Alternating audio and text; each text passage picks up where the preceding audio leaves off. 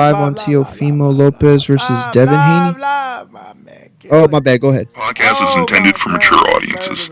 The views and opinions expressed are those of the panelists and do not reflect in any way those of the podcast partners, sponsors, or affiliates. Enjoy. Hi, this is Michael Buffer, and you're listening to the voice of the people. Let's get ready for Boxing Voice. Every day I'm hustling. Hey, This is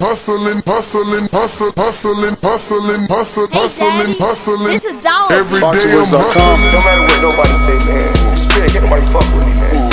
You know, I can't be fucked with, you know. Dollar D Beyonce Productions. Whether you pay to see me win, or you pay to see me lose, you're gonna pay. Fuck it, your kids still gotta eat. I don't have to watch, you know, any footage of a fighter. I mean, because I'm Floyd Mayweather, everybody gotta watch me. I knew eventually I was gonna have to fight Oscar. I feel like he was straight up and down, no special effects. BoxingVoice.com. How can Canelo have the biggest deal? Your deal is for 300 million, and I made 350 million just in one fight. And you're fighting on the app. BoxingVoice.com. I'm a king, okay? I eat a feast. Every time I eat a feast. And when I get up from the table, I don't give a fuck who get the leftovers. At the end of the day, follow my green print. Dollar D Beyonce Productions. BoxingVoice.com. What up, and welcome back, ladies and gentlemen, to another edition of the Boxing Voice Radio. I am your host, Nestor Gibbs, joined alongside Corpus Christi Zone, Mario Munguia, and in 5 minutes, we'll be having Bill Haney, father of Devin Haney, and we're going to be talking a little bit of everything, Undisputed. We're going to be talking about Bob Arum. Did an interview last night on Barbershop Conversations where he had some interesting things to say in reference to this Undisputed and the alleged $4 million that Teofimo's dad accepted to fight Haney. So we'll just get into it, and then we'll obviously ask Bill his thoughts, as I think he's going to have some on this. But Marioski, what up? Bro, you overweight. What up? You overweight. I mean, I'm where I need to be. Like, I don't know what you're talking about. I don't know, bro. I mean, look. It's at 75. I got 19 pounds to lose. Like, as long as I'm under 190 by the time February comes, which I mean, but why would you want I'll to probably cut? be at 185 by then. Why would you want to cut instead of just gradually losing that weight, though? Because I don't want to be this heavy. The only reason I'm this heavy is because I fought Keem at a weight that... Bro, that was a year ago. That was last First of all, year. that was in October, okay? That was October. Second of all, I mean, after that, it wasn't like I stayed in the gym. I mean, I spent 2-3 weeks just chilling, eating. I mean, but I could have been at 180 by now, like, easy. Bro, I'm pretty sure Keem is not at 190, whatever you at. I'm pretty sure. Oh, I mean, no, he looks good. He looks great, but I ain't fighting Keem. I'm fighting Show Kid. I know, and that's what I'm saying. But you just wait. You just wait. He kept working. Be on. You ballooned up. He kept working. You took depression after your loss. He kept working.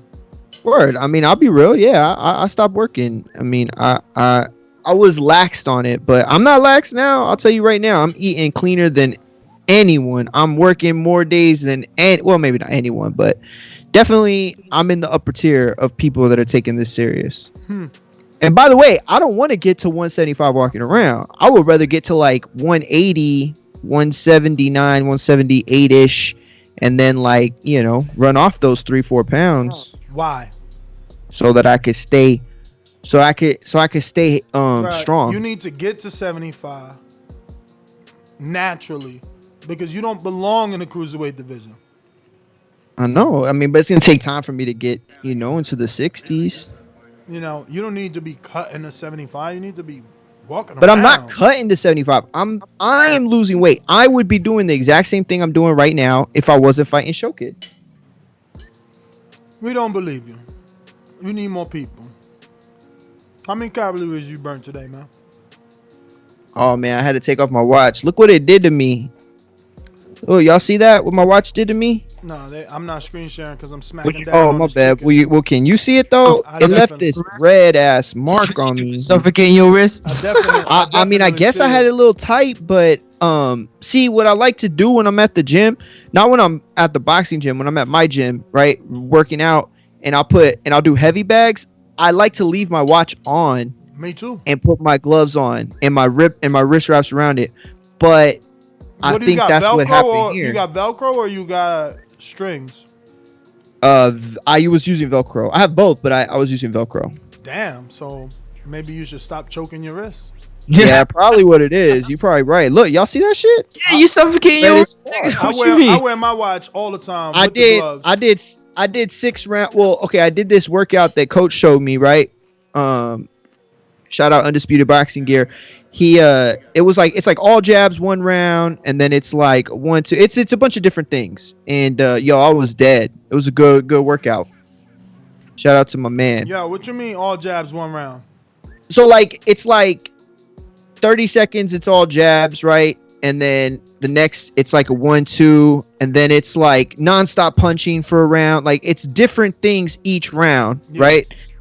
And so it's like the equivalency of 6 rounds total is what it feels like. Actually, that's what it is on time, as far as time goes. And it's a tough thing, but I promise you, I'm gonna get there. I'm gonna be there probably easy. You look good. 175 by like. I think you look better than before. Like in the tape. I feel good. I feel lighter. The Bill Haney on the show. Yo, Mr. Haney, how are you? Mr. Haney in Bill, the What's house. happening? Great. There you go. I didn't even have to tell him. Look at it. Look at him, yo.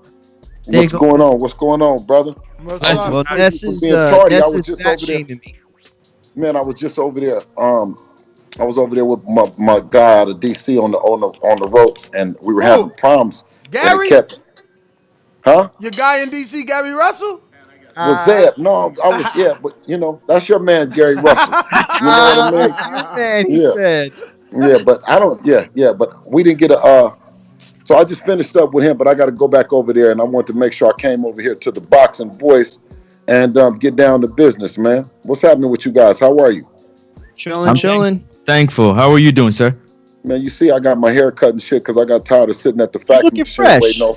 Yeah, I got tired of waiting on that motherfucking email that wasn't gonna come because it can't come, and I want to clear the air that Devin Haney Promotions sent over an offer to Gary Russell, and both Matchroom stood behind it, Dazn stood behind it. It was the 1.5. So this is business that we can do, and the only reason that I ever will step to a fighter in that kind of capacity is when they out talking and screaming that they can handle the business.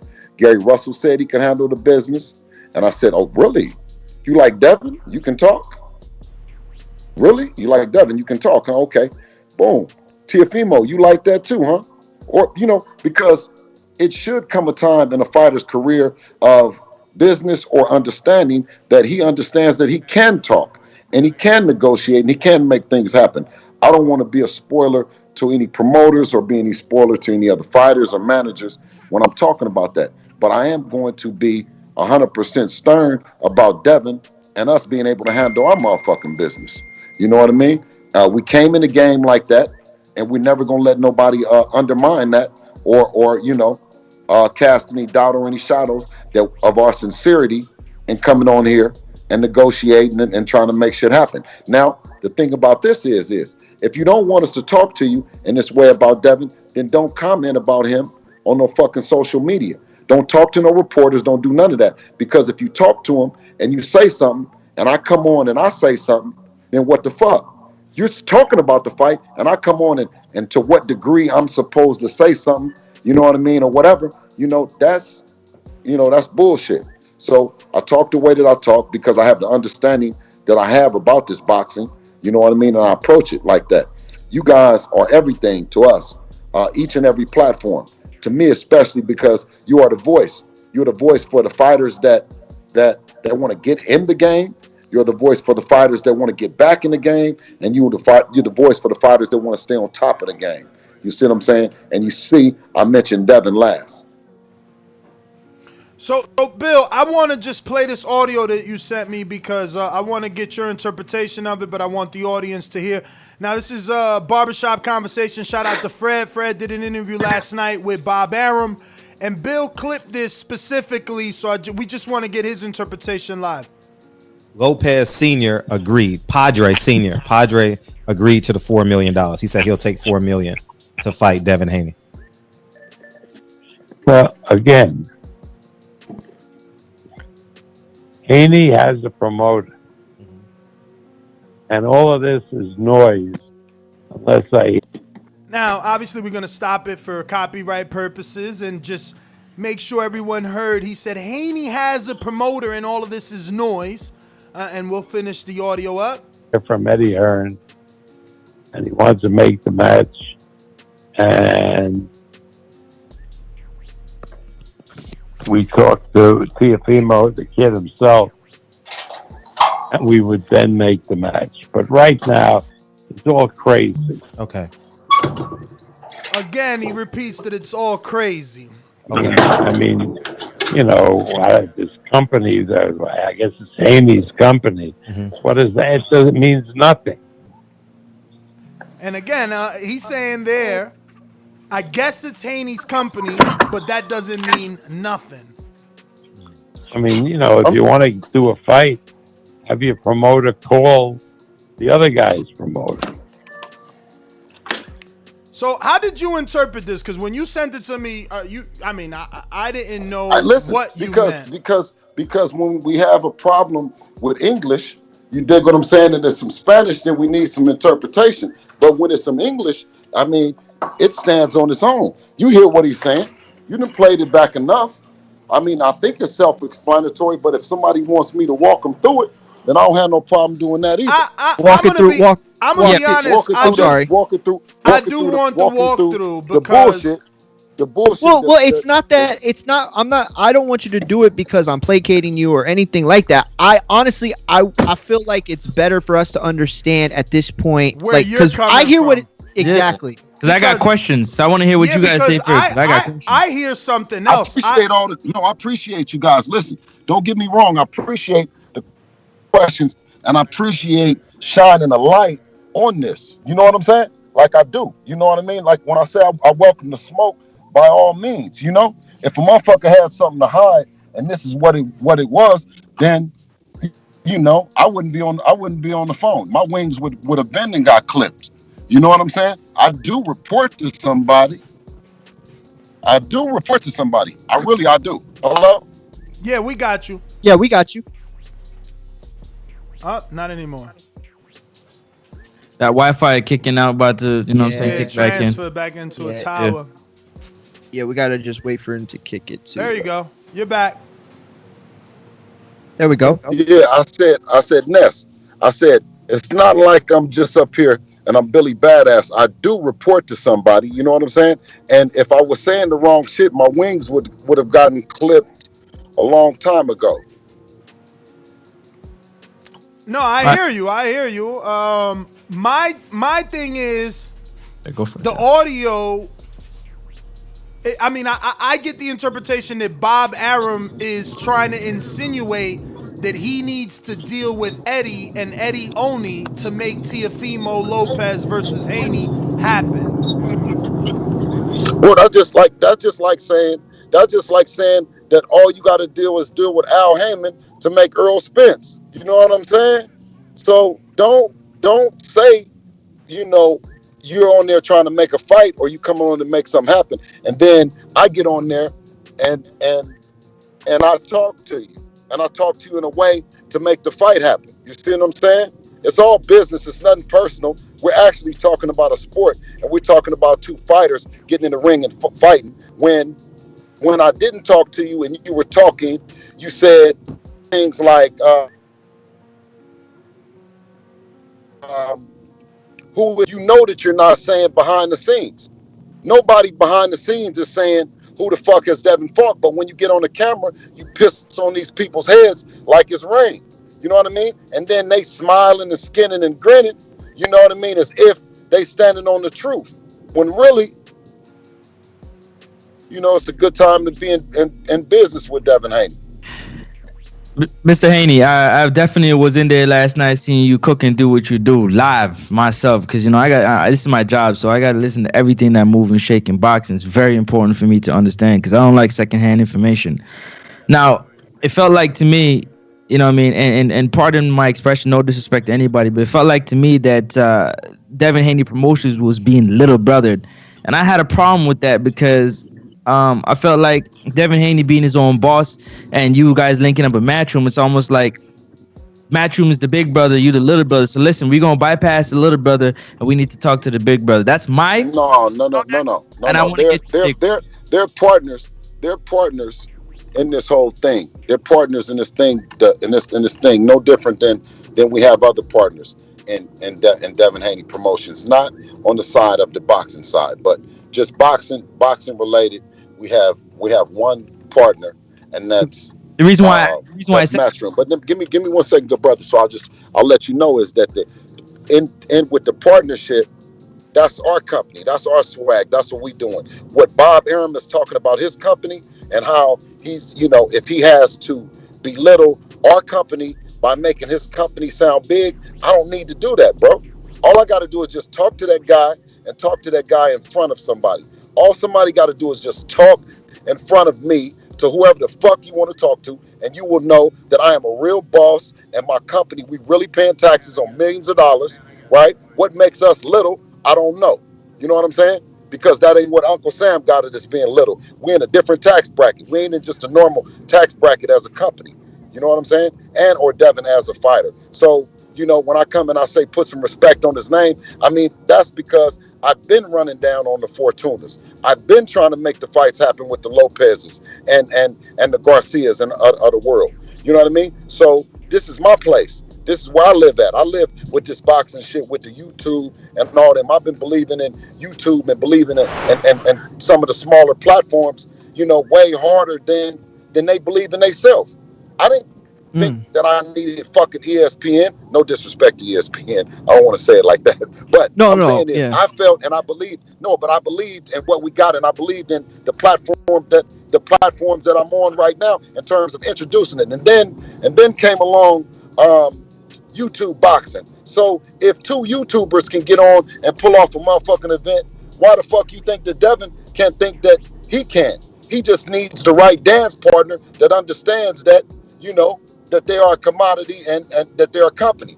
Not the fighters that have already signed and did their deals and it's a lot of politics. I'm not talking about them. I said that the fight that's being built up is to a Mikey Garcia and a Devin Haney, a real boss, right? That's in his career, right? That could make the fight happen. When we talk to Gary Russell, we talk to Gary Russell as a boss. We talk to Adrian Broner as a boss. We don't talk to little niggas, and we don't treat motherfuckers like they little. Not when we talk about millions of dollars. And when I said the 4 million, I said hypothetically, if I was able to make this happen, I know exactly what I said. And I said, would that work for you? But because of course, with anything, you have to go talk to somebody. But so you mean to tell me you're gonna talk all the shit, and then when it comes time to talk in front of the people, now you want to say, oh, come on, let's come over here and talk to the side. I don't even fuck with you like that. We do business, but are we gonna do business behind the scene, or are we gonna do business in front? Because the business that they're doing is diminishing what Devin is as a world champion, diminishing as him as being a talent and being a draw. So for that and that alone, I draw the line in the sand and say we can, let's take the gloves off and let's let the people know really, really what's happening.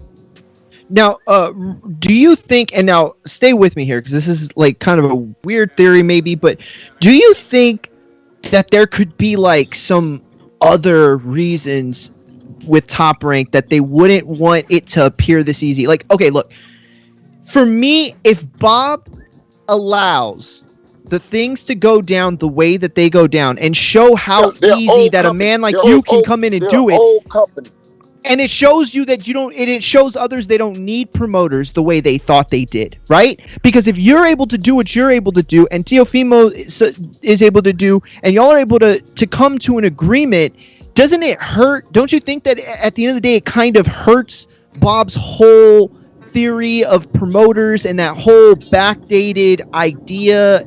I don't know. I mean, I could be reaching a little bit, but to me, it feels like he has every reason that to want to say, oh, well, I need to deal with the promoter. Or, we need to go to the promoter, because he wants to make promoters seem like they are necessary when they're not always as necessary as we think, correct? Or do you understand No, where I'm going with that? No, but I disagree in the sense that Okay. you need a team. You need a team. Top Rank is a team. Top Rank is a company. You know what I'm saying? But they're an older company. They believed in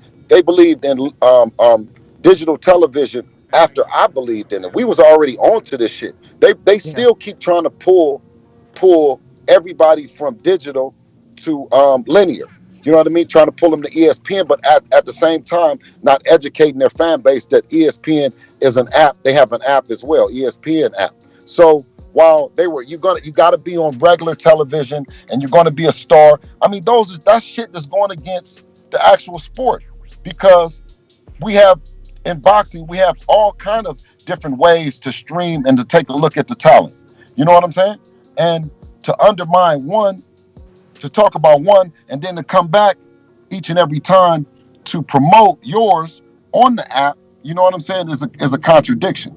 But listen, like I said, sometimes people, you know, they like piss on top of their head and think that it's raining.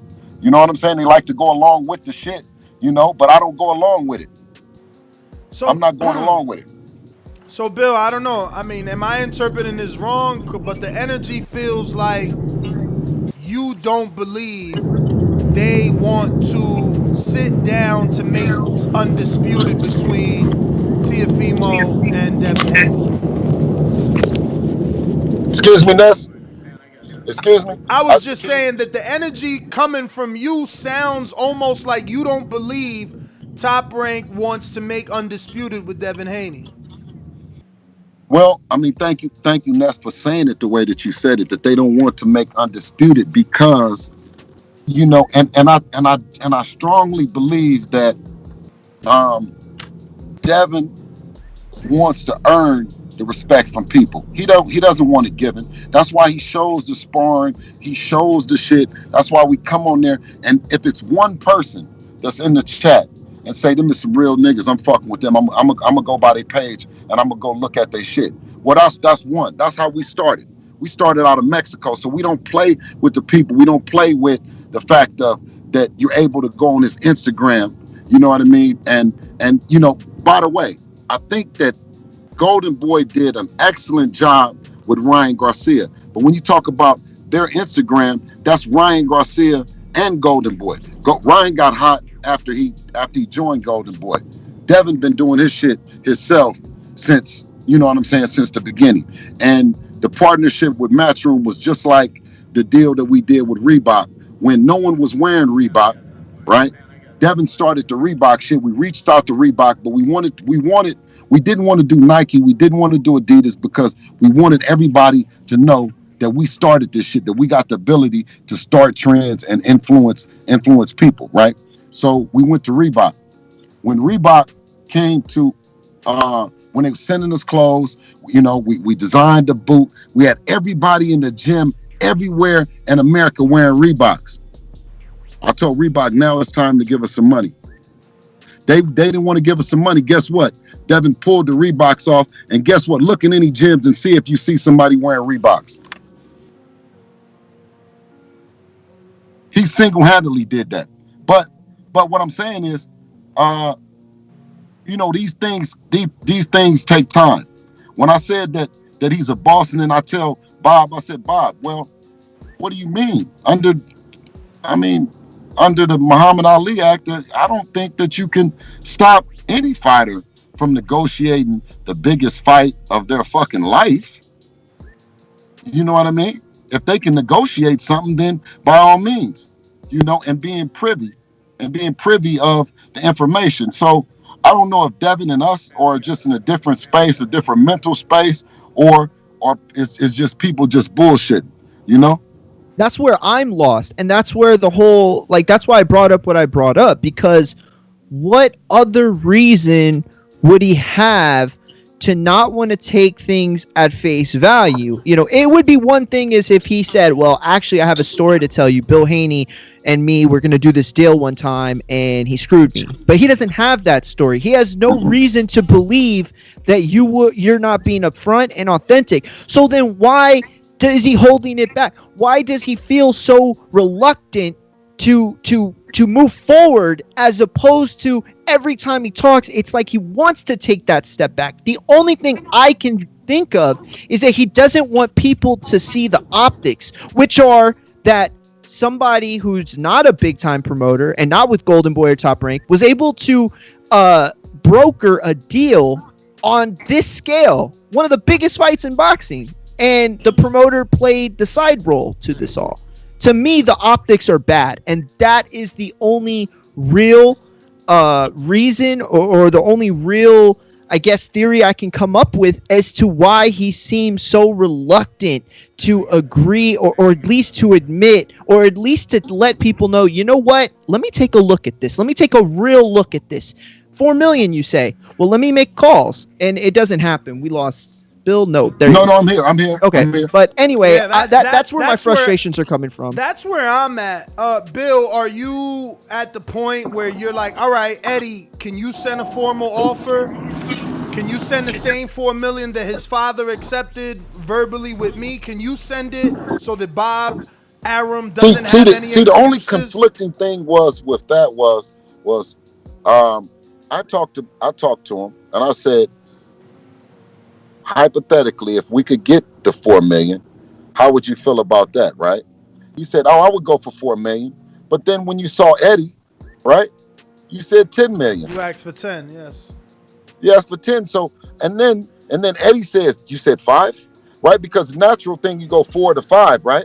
You say 4 and then 5, right? So he says 5 and he says no. He says 10 million. He said, oh, you wouldn't be able to take it anyway, right? Yeah, it was something hold on, like. I can still hear you. He said, so even with the 10, you wouldn't be able to take it, is what he said. So the 4 million, he just said, Bob Arum said he would have to look at it and then he would have to talk to the kid. Well, I thought y'all already been talking. The kid has said he already been talking about it, because that's what Tio was saying. We were saying from the very beginning is you, Tio, have no intention on fighting him. You are bullshitting. You are saying that shit. Now, it wouldn't be so bad as if you just say, the kid is nice. The kid is nice. We're going to get together and put on a big event when the time happens. But the reason why I fired back is because they say, who has he fought? Pillow Fist or Email Champion or any of this other shit. So I said, all right, come on, let's keep going. Come on. All the motherfuckers that's be in the chat that say the Pillow Fist, come on the thing and talk. No. Let them call in and talk. Fuck all that other shit. Go live with it. Talk to me. Don't, you know what I mean? I got family, so, I got family to love me, so I don't need no cuddling, period. The truth is gonna win. Ness, I appreciate you guys for hanging in there with me when, guess what? Everybody thought that he was just a crazy father. This nigga's crazy. He's just talking. And now, guess what? No. It's his peers. Ness, it's his peers that are making him the boogeyman. It's his peers that are respecting him. You guys aren't no dick riders. You guys ain't no suckers or nothing like that. It's the peers. You have went against every norm that makes sense, right? Because normally sparring and all that norm, okay. You have went against it, right? You have played the devil's advocate to the shit. But enough's enough. Until they come and see Devin, then let him sit where he's sitting. He was before him. Everybody knew about Devin first. You knew about Devin before you knew about Ryan. You knew about Devin before you knew about T.O. So why in the fuck, if it's not going to be a good fight, then let Devin sit at the place that he sits in, and then they sit at the place that they sit in. That's all I say. So I still want that answer. Do you Which one? feel? Do you feel like you can have Eddie submit a formal offer? I can send an offer to him, but will it be an offer that they would take? I can send an That offer they'll to him. consider. Well, that's what Yeah, I'm that they would saying. consider. Well, that's what I'm saying. Being as though that Bob is using language like Haney's company. So what if he has come? Can you have Eddie send it via I don't Matchroom? need Eddie to send it. I can send the motherfucker. But it's I can send it, but what Ness is saying. what is it going to make sense? What is it going to do? Bill, what That's do you all I'm asking Well, you, it's good a way. brother. It's a way to smoke them Don't- out, right? Bob Arum They're is going- already smoked out and in the body bag. How much more do you want? What else do you want? Here's What else do you want here's other the than problem. what else do you Let me tell want you, other Bill. than This is why I I don't want a think you should formal- do that. This is why I don't think you should do that. Right now, in 2021, we have the means of creating our own revolutions. Right? You talk about Ryan and Devin. They use YouTube, the tried and true honor promotional tactics of getting fighters fights. They didn't have to go through that. They used YouTube. They used social media, and they became some of the biggest fighters on the planet. So for you to go back and say, well, you know what? Let's play by their rules. Then all it does is circumvent everything that we're working for, including on this side. They called me a dick rider the other day. They said, oh man, you always agree with Bill. I agree with Bill because Bill sees the potential for YouTube, for podcasts like these, where we don't have to bow down, where we don't have to kiss ass to Golden Boy to get credentialed, or we don't have to be on the side of anybody else to be credentialed. So I honestly don't think it's a great idea, only because it turns around and it says, oh, well, no, we're not let's let the businessmen handle this. Fuck that. That's bullshit. But at the same time, I want to see the fight. And if that's the only way to see the fight, then you can understand why people feel the way they do, correct?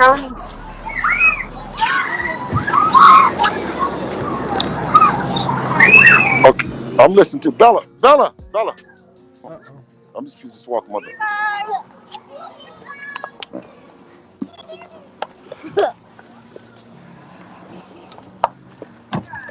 Say hi, Bells. Hi, baby. Daddy duties, man. Listen, I'm gonna tell you what, man. My girl was so hot. I was sitting around that house talking about that I'm doing something. I can't pick my daughter up. I can't take her to school. I'm waiting on Teofimo Lopez, and enough was enough. I had to get back to my life. You hear me? But I'm gonna just get her in this car, and then I'm gonna let you just tell me exactly what you said. Here. That was scary. Okay.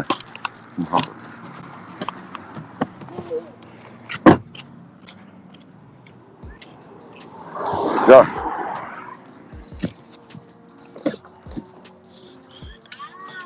Ness. I'm here.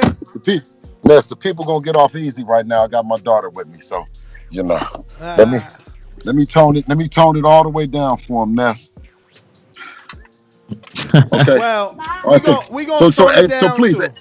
We got some All right, so questions please. from the people, so let's just go to some of those. Yeah, but the brother, the brother. What was the question that you asked? Was that Francis? Or who It asked? wasn't That's so much Mark. a question. Look, Oh. Ness and Francis believe, and actually one of our chatters said something too that made me want to put that in. They're saying that you should go back, or not that you should, but that why not go back, send the money officially through Matchroom, right, through Eddie, because some of the people in the chat are saying, oh, well, it's because Bob's going to believe Eddie money more than he'll believe Haney money. Now, that's not my point, but that's just some of the reasons why they're thinking, oh, you should let Matchroom say it. On my point, I'm saying I don't think you should do that, because then it gives Bob every reason to do this in the future. To say when people try to make fights easier, right, and say, well, listen, this is what we can do. We're going to set this up. But he doesn't want this to happen like this. I don't know. I could be wrong. Okay, Ness, let me ask you this. Yeah. Ness, let me just ask a good question for you, and maybe you guys, but Ness, because I know he the flowers. So when you talk to somebody, about maybe getting a dozen roses. Yes. You can talk about getting a dozen roses. You go to, and then so you said, well, listen, I'm thinking, I'm gonna go and get 4 million worth, right? Yeah. And then, right, so you thinking about it, right, and how 4 million, but then you hear 10 million. How far is 4 million from 10 million in terms of reality? It's very Right? far. It's very far. So Hell what yeah. I was thinking was when you have a fish on the hook, you give a number that makes complete sense, right? So when you say the 1.5, when he said that, it was like that made sense. Everybody says, "Oh wow, that's a no-brainer." Even the 4 is a stretch, right? But when you come in and you say 10, it makes it just seem like you're not even really even trying to play ball, because you actually talking to the guy that you know that you talking to my partner.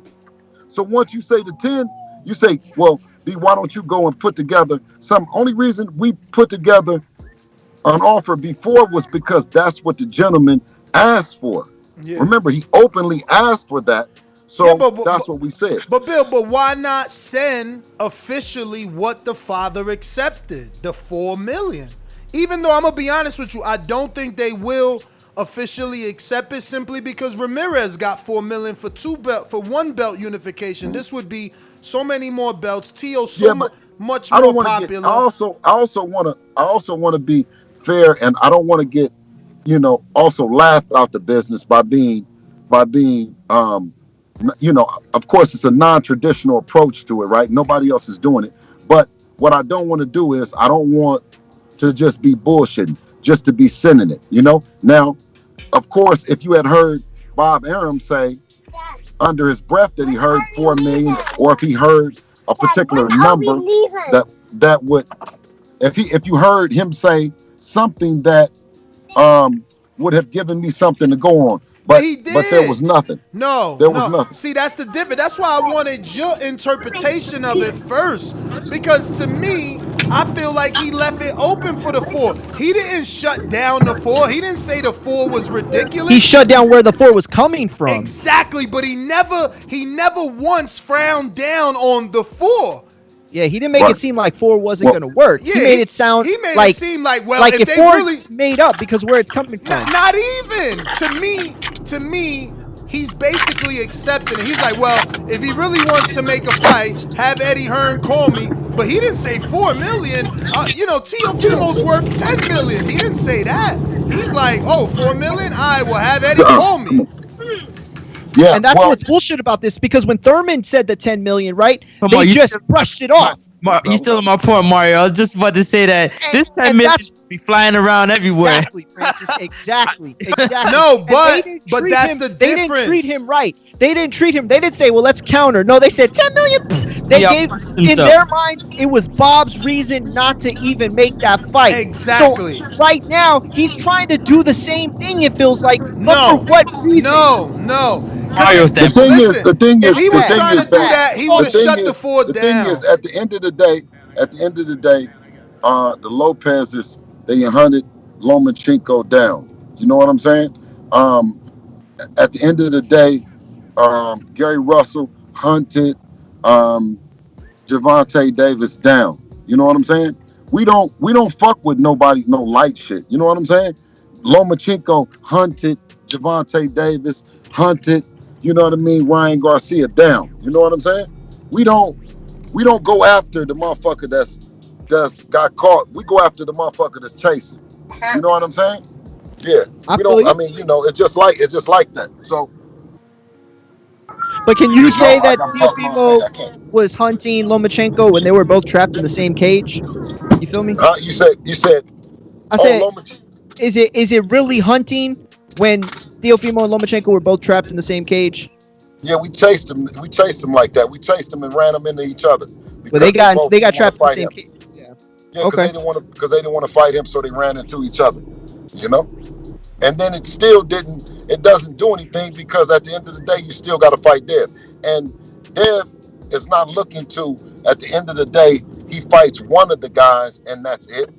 He's saying whoever, you know what I mean, whenever, as long as ever as he can make the weight, because we've been doing this shit for a lot of years, man. You know what I'm saying? And always. Bill, all the chat is saying is, don't let him get out of answering the Matchroom Send the Offer question. You say? They want have Matchroom They want to know offer. if you they will want to send know. it through Matchroom and Yeah, they Eddie. want to know, are you open? It could be both. It could be Devin Haney Listen, no, wait a Promotions minute. and No, Matchroom. what I'm saying is, listen to what the people is saying, right? Now, we said that we want to make the fight and we want to negotiate the fight, right? Yeah. We've been talking about the fight. We want to fight. The people have told Eddie that we want to. So I don't understand that then. That's what I'm trying to hear. We lost you after the people know you want the fight. I said the people want to fight. We want to fight. But does Bob Arum and Teofimo Lopez want to fight? But isn't that So, how you find out when you send an in official their offer? mind, okay, so that's the way the fans find out if they don't want it. So if they say, oh It's well, we not want to really see what I'm Matchroom, then saying it's is you like can't calling their bluff. no. What I'm saying is you can't do this. You got to do it business and then let the fans watch the business. You can't do the business the way the fans tell you to do the business, because you can't. I'm saying, like, what the fuck? I'm not gonna get kicked out of business. Now I've already fucking got on the thing and then showed you that this is what we're trying to do. Now you have the same Hunter and Bob Arum who's on the fucking thing saying that they are looking for Earl Spence with a fucking flashlight. You dig what I'm saying? So if we want to negotiate, so if Earl Spence was on there, you would say, hey, or somebody, Earl Spence's daddy was on there saying he want to make the fight, you're going to tell him, no, I want to talk to Al. No, you're going to start talking and negotiating the fight, man. Come on, man. Y'all can't fool me, man. Listen, if I was going to do some lying, I would be doing it for her. And we don't lie, right, baby? No lies. No lies. No lying? No lying, right? All right, But okay. you still She said, ain't okay. ain't say yes or no. No, So you don't want to. Not you, baby. So you don't want to give a yes or no answer. Like, you ain't trying to be pinned down to sending him an offer via Matchroom. Does that offend you? Yeah. Okay. Hell yeah. Now because we getting somewhere. that's like, I get why it offends you. But what I'm saying is, no, what offends me is the fact of that the number that they're talking about. You're saying send over an offer. He just said that. He said that, okay, let me ask you this though. Did Teofimo say that he had sent us an offer, Ness? Yes, he did. No, I'm asking Ness. Hold on. Well, did he say he sent? In the interview with Ellie, he did say that the Cambroso don't look like it's happening, so they're gonna, send an offer to Haney. No. Did he not say that he's sending off of 2 offers, and whoever gets an offer, whoever gets it faster, and then we're gonna test the median and all that shit? Do you remember hearing that? Oh, I ain't get that clip, but I remember you telling us when you came on the other day that he said he was sending something. That's why you was waiting by the phone. So you don't never know him to be sending nothing then. I mean, no, I've never heard that he sent something. I did. No, did you say he was going to send something? Did you hear him say he was going to send something? Only in that Ellie one from like a day ago when he was at the Mike Tyson podcast on the outside when he was parking his truck. He said that the Cambrosos might not be on the table, so they're going to send Haney an offer. Now I don't know the verb. I don't know if that's well. Listen, verbatim. If that's your interpretation from the boxing voice, then let the people hear that that's what your interpretation. Does anybody else that heard anything else different? Because what I heard him say was that he was going to send 2 offers out to Haney and Cambosos. Did anybody else hear that? Yeah. Yes. You talking about No. You're not describing it the way that you heard it. Ness, you probably heard it in a different way. I'm saying the way that I heard it is that he was sending out 2 offers to Haney and Cambosos.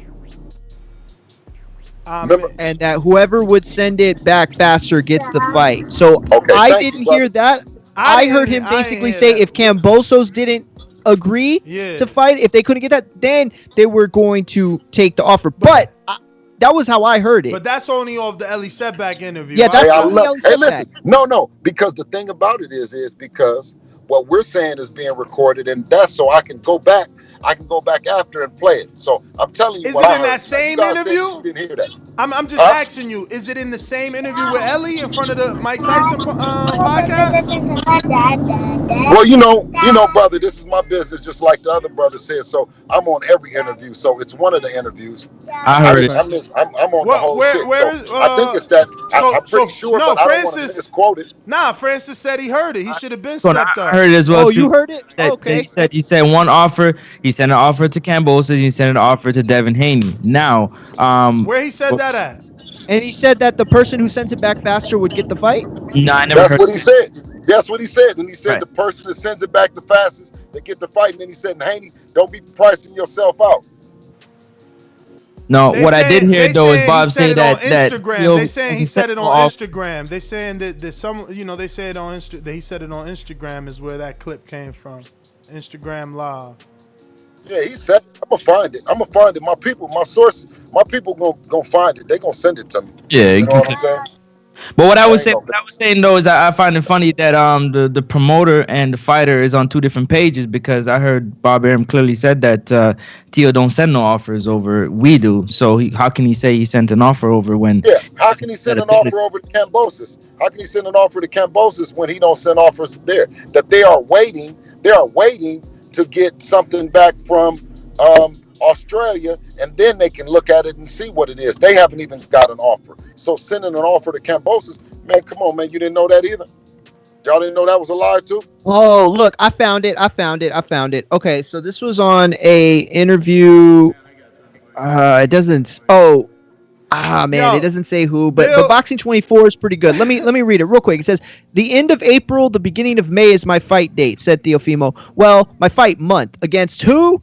We're in the works of it. We're going to throw contracts at Devin, and we're going to throw contracts at Cambosos. Whatever we get back with, as long as we find a medium and we all agree to the terms, then you're going to see that fight. All right. So we're going to throw. They haven't sent it. They still putting it together for you, Bill. And that was 2 days ago. 2 days ago. That's that Latin delay. You feel me? Damn. Yo, but listen. I love. But ain't this? See, but I listen, love to come on, and I love to see you guys when y'all save on them. It's more. See, if people will take it and just relax and have a little bit of save. patience. He and said we're saving. Yeah, no. You have to let that. You have to let that develop because naturally. Because Devin, he got everything. He's been doing it for so long. So naturally, even with me, you're going to pick the underdog for whatever reason. I was one to be like, Michael Jordan ain't that good. Huh? Man, for 6 championships, he roasted me. You did? Kobe Bryant. No, yeah, for real. I mean, you know what I'm saying? Then here come Kobe. Now, luckily, Kobe was on the West Coast, but I'm a Warrior. But then also I like the Lakers. So, it's just one of them things, man, that instead of enjoying it, I think it's time that you enjoy Devin and watching a particular skill set that's different than what you traditionally see, and somebody that's so nervous that they want to hurry up and get the guy out, that they're not just relaxed in that space. What you got in Devin is you got somebody that the ring is his home, man. So he's relaxed up in there. He gonna give him that work. So Bill, man, you're very good at not really answering the question. But at least this time you told us it offended you, so that's why you won't do it. I'm telling you, the honest to God truth is, Ness, I don't want to just send nothing. I wouldn't know what to send. And ultimately, so you don't think the fool? Give me a second, bro. Ultimately, what we can do is we can talk. You know what I'm saying? We can do our best to talk to Eddie, talk to Frozen? Call? Yeah, call came in. Busy dude. If you're watching this on YouTube, hit that thumbs up button. Talk You to back. Eddie and talk. Yeah, continue, Bill. Bill, you back? Because you had cut out a bit. Yeah, I said ultimately, I'm here. But hey, Ness, what I want to do is I want to put some respect on champ name. You know what I'm saying? And know that for these young fighters to make them sacrifices to go to Mexico and put their thing down and believe in their talent and sign deals and do partnerships at the time when they know that they were ready. Because we knew that we was ready when we knocked on Luke Campbell's door. You know what I'm saying? We was looking for it. When I called Eddie, I called him for Luke Campbell to try to make the Luke Campbell fight. And he said, instead of us doing a fight, how about we do something? I said, exactly, baby, let's do it. What you talking about? And Eddie always had respect. He always had respect for us and our voices being, and promoting ourselves. But Bill, I'm just saying, if you send the offer, you get to ask Tio to fight on Dazn because the offer's coming from Devin Haney Promotions. The broadcaster is Dazn. So that means Teofimo brings his belts to Dazn the same way Jose Ramirez and Maurice Hooker did. So you get the network on your side because you bringing them a big time fight with 4 belts. Hey, they don't seem to think that he's they don't think they like Ryan Garcia. You know what I'm saying? Okay. They like Ryan Garcia. I know Eddie is willing to put up the money. Dazn is willing to put up the money. But right now, I mean, you cannot take the pressure.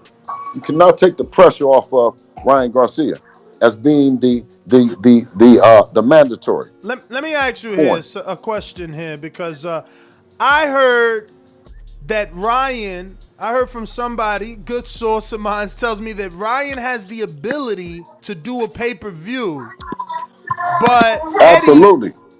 Eddie said yesterday that Ryan can't go anywhere because he's contracted to Golden Boy, who's contracted to Dazn. Yes. See, that's what I've heard the same thing that you heard. I don't want to say it factually, but I heard that Ryan can do a pay-per-view. He can go outside of his contract, go outside of traditionally what he's been doing or whatever. But Ness, listen to me, Ness. I'm telling you, Ness. Hey, Ness. I'm here. Listen, I'm gonna tell you this. So when them young fighters and them people want to know, listen, when you want to get to that bag, you can't be up there just bullshitting, talking about you got a plan and you want to go this way and you want to go that way. I don't know about that. You know what I'm saying? Mm-hmm. I don't. Well, let me get to some of these questions. Making yourself available. Teofimo and Devin is the world champion, so they should be available to the best fight and negotiating and wanting to make the best fight happen. Not Devin and anyone, but anyone else other than Devin and Teofimo, right? Devin has his mandatory and Ryan Garcia. What's up with that fight? You know, Ryan was chasing Tank Davis. You cool with that?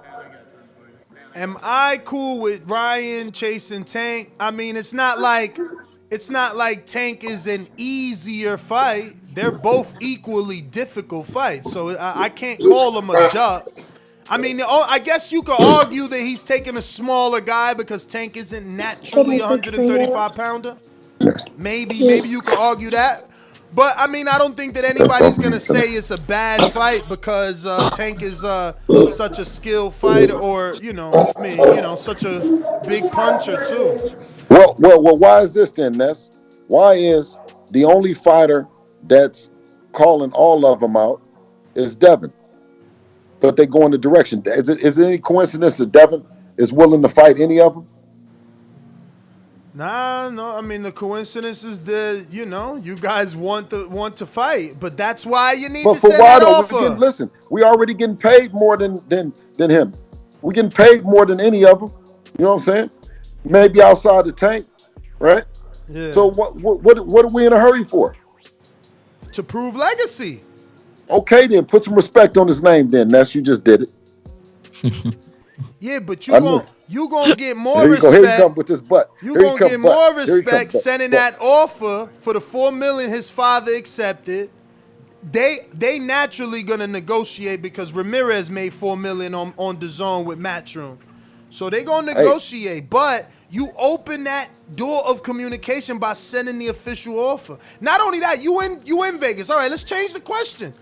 Go to Bob's office. Yo, you know I'm desperately here texting in the back with Evan. I'm trying to see what's up with Bob. Even Teofimo. Teofimo's dad talking about tomorrow. I'm like, Dad, I got him on the show today. You know, I'm trying to get this done. Like, we need an Undisputed. We need to settle it. If you saying everybody say it again. Because you the one saying everybody's ducking your son. There we go, Ness. There we go. But you saying everybody's ducking him. You need to send that offer for the 4.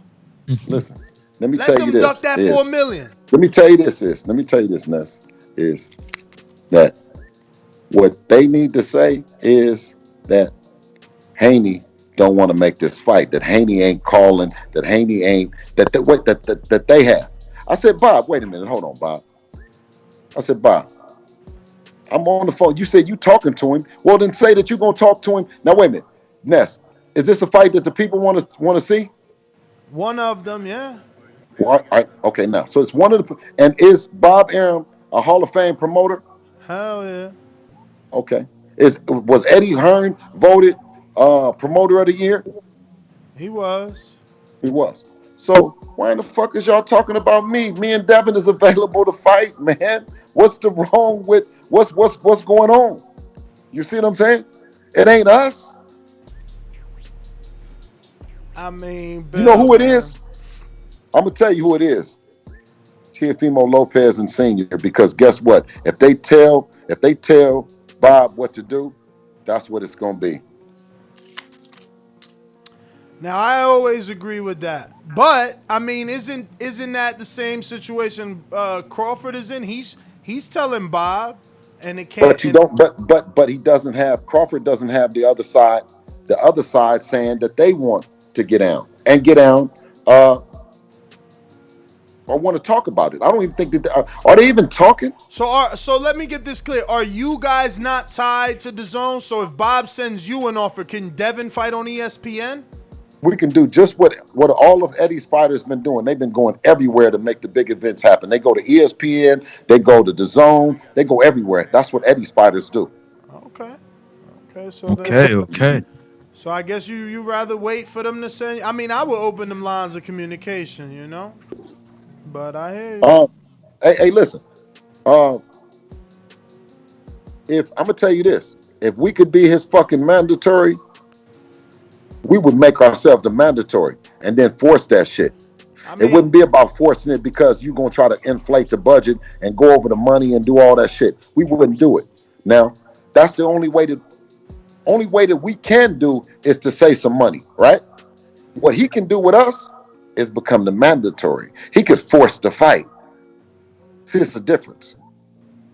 Let's get a question to the people you before talking about, you gotta get up out of here. Yeah, go ahead. Finish the franchise belt. Yeah. He could definitely activate to fight the champ for sure. Okay, good. Now, good. But Devin can't activate to fight him though, Ness. That's the only thing that's but you could petition. You could petition.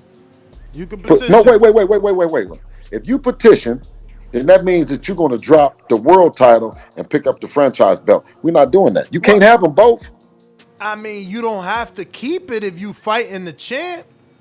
No, you can't have them both. You have to petition to fight for the franchise belt. You can't have both the belts. You want to fight the franchise champion. You don't want the belt. You petitioning to fight the franchise champion. Okay, petition and becoming the mandatory. See, what I'm saying is, Teofimo can be the mandatory for Dev, but Dev can't be the mandatory for Teofimo. That's all I'm talking about. No, and I agree, but Devin could petition to fight the franchise champ. That's what Mauricio told us, you know. Similar to Callum Smith. Callum Smith, similar to Callum Smith. Callum Smith was the diamond champ, and he went to Mexico and petitioned to fight Benavidez, the full champ. So then he got his shot, but Benavidez lost the belt. Then Yeardom paid accepted step aside money to let Canelo get the shot with Callum for the belt. For that WBC. That all sounds like, good official business. Yeah, but I mean, it took a long time because remember, Right. Callum won the WBC Diamond at the World Boxer Super Series. That was a long time. That's when he beat George Groves. That has to be maybe 2018 or more. So For sure. it took a long time. He had to wait a whole year. Didn't go to the convention and petition. So it's not easy. It ain't easy. Yeah. But T.O. ain't gonna try to be the mandatory. That he gonna he out here doing videos saying that that you guys need to do something. Do we need to do what? Something. I seen a video where he said that all the other guys need to do something. That he did something. That nobody else ain't do nothing. Nobody believes it, man. Nobody's paying attention to that shit. They like, what have you did for us lately? That's cool with the Lomachenko shit, but the people want to see Devin Haney and Teofimo Lopez. He wanted to go get him first. We wanted him. You got him first, but that don't mean nothing else, man. You know what I'm saying? Definitely. Let's make the shit happen. That's all. All right, I'm gonna stop, interject. I'm gonna get to these people before we run out of time. We got John in Amarillo, Texas, who says Amarillo. Yeah, he said to pronounce it with in Spanish though. It's not. Okay. I guess you're right. I'm not. But he says you go ahead and get that question. You got it. You see it? Nah. You go. He said, "Who's got more girls, Bill or Devin?" Always a pleasure to have you on, Bill. Love your energy. Devin.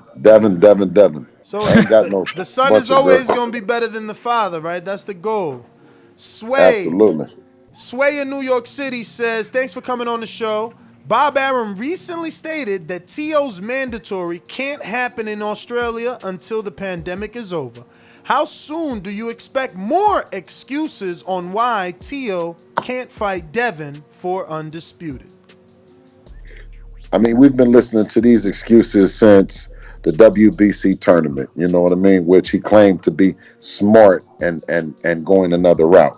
But right now, I mean, it's only them sitting on the top of the hill, and the only way to decide who's the king is to get him in the ring. So that's what I come on here with. I respect his talent. I respect what him and his dad have been doing. You know, they're actually great. They make a great team. But when it comes to Devin, he's special. You know, we have a very unique and special situation, and we don't have to. We want them to be as bad and as tough as Ness makes them out to be. We want them to be, we want them to be the shit. You know what I'm saying? So we can come in and destroy them. We will not talk bad about them.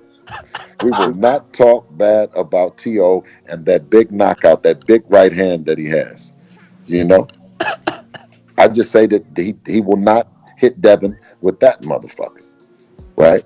That's what we all waiting to see, man. We all waiting to see. Up. Baldy says, anything you would change about boxing to improve the sport? Thanks for your time.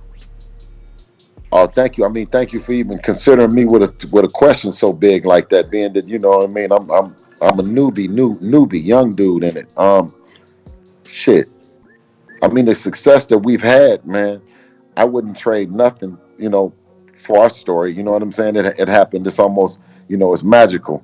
So, even the pitfalls, the blocking that they do, all that shit makes you stronger.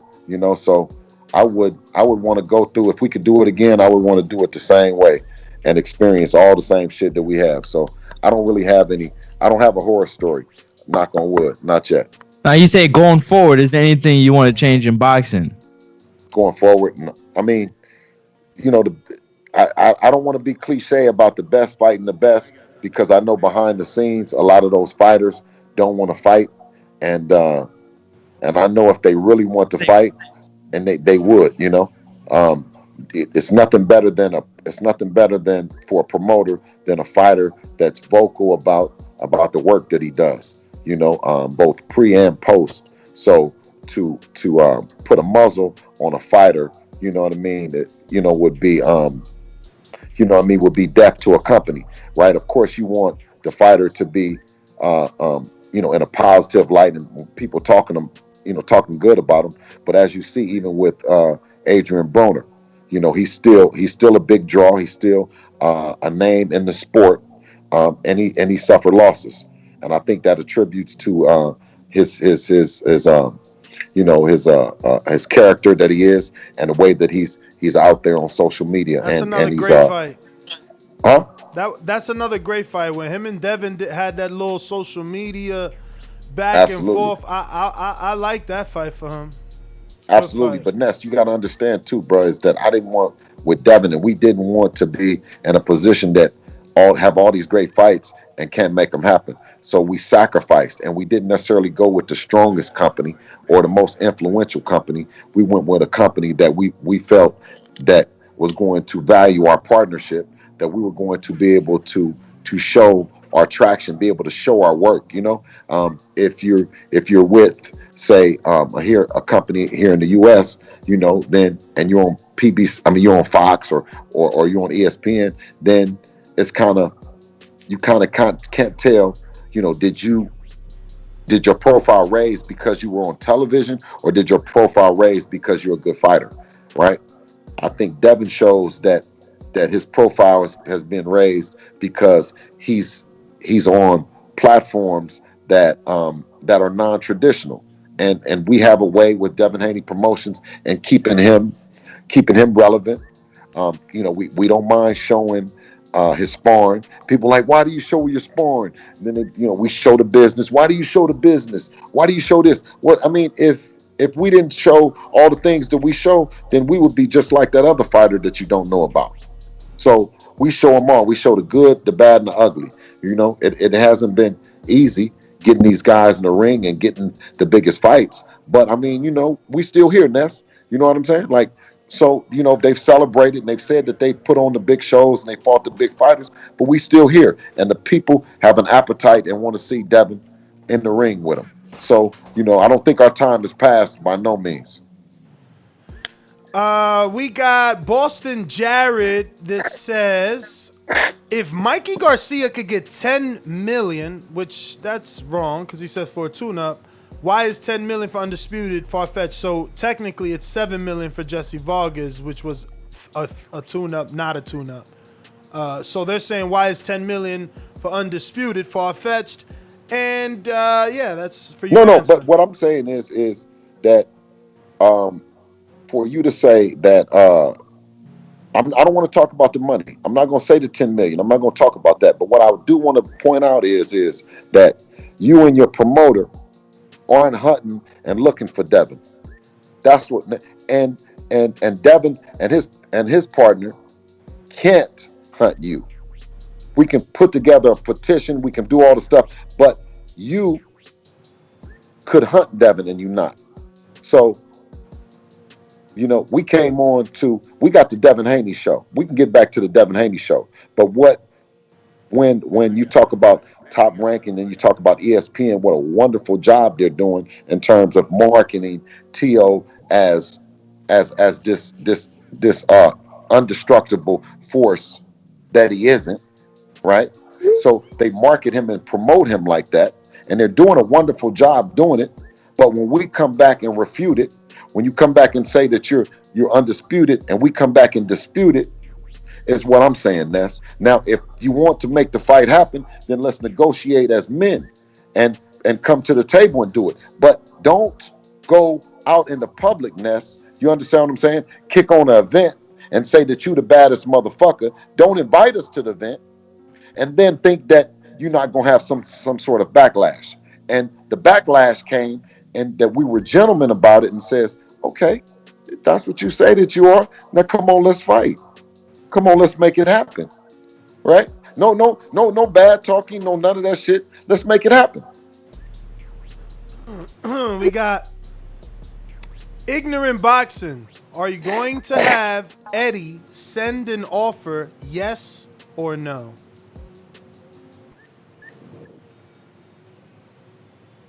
You frozen, Bill? I'm going to listen. I've said that time and time again. I've called. I'm going to have Eddie call, just like he said that he's going to call with Bob. But I am not going to be put out the motherfucking mix. I'm not going to come in and say, "Oh, I'm going to have Eddie call. No, I'm not going to have Eddie call fucking Bob. No, I'm not. No, I'm not going to have Eddie. I'm going to ask Eddie to call Bob. I want to make the fight. Let's get on the phone. Let's all get on the phone. All that calling. Let me just tell you something, right? Another company disrespected my company, but I'm not disrespecting their company because they did mine, right? I'm not, I know how to cap like a motherfucker. I could be on here capping and doing the bullshit, right? His company, him as a representative of his company, he disrespected our company. But let me show business and say, hey man, fuck all that. Do you want to make the fight happen or not? Did you call Eddie? Do you plan on calling Bill? All right. We got RH says, will Haney fight Fortuna if the Lopez fight can't get made? Beat the fuck out of Fortuna next. All right. Abdul Anwar says, these guys are avoiding Devin Haney with good reason. Thank you, brother. Coach Myers in Connecticut says, which fight is more realistic to happen first, Devin versus Ryan or Devin versus Teo? They both Devin don't versus Teo because Teo is the boss. Teo can shut it down because he has the franchise. He has the interim and he has the Devin has the full world title. With the full world title comes the mandatories and all the responsibilities that petitions happen. The fight can happen if Teo, right? Based on Devin shining, based on Devin, doing his thing, and he wants to say, okay, let's make this thing happen. But we've been shining, we've been talking shit, and we're not gonna stop. So he gonna have to do something. You know what I mean? Period. Steve in Chicago, and bear with me, Bill. Let's get through all these. I'm not gonna interrupt you. Steve in Chicago says, does it seem as though Eddie gets UK fighters easier? Gets UK fighters easier than his American ones? Example, Luke has gotten good fights after good fight, even after losses. Your son and Andre can't get fights. Man, there's somebody looking for Luke right now. It's a bunch of people saying, listen, we'll get Luke next on the fight. We'll get Luke. You know what I mean? Luke is now almost looked as like a gatekeeper, stepping stone, or whatever to a title. At this point in time, huh? He's a name because he's been in with so many common opponents. Great name. All right, we got next one is from David Maldonado in New York says, what's up, Bill? I sent a couple of guys from the Boxing Voice and Marvin Hagler documentary just to bring them up to speed on past legends. With that being said, how would you see Marvin Hagler doing in today's 160-pound division, and who does he beat? Who gives him the most problems, and who beats him, if anyone? Me personally, I think he beats everyone at 160 today without being biased towards nostalgia.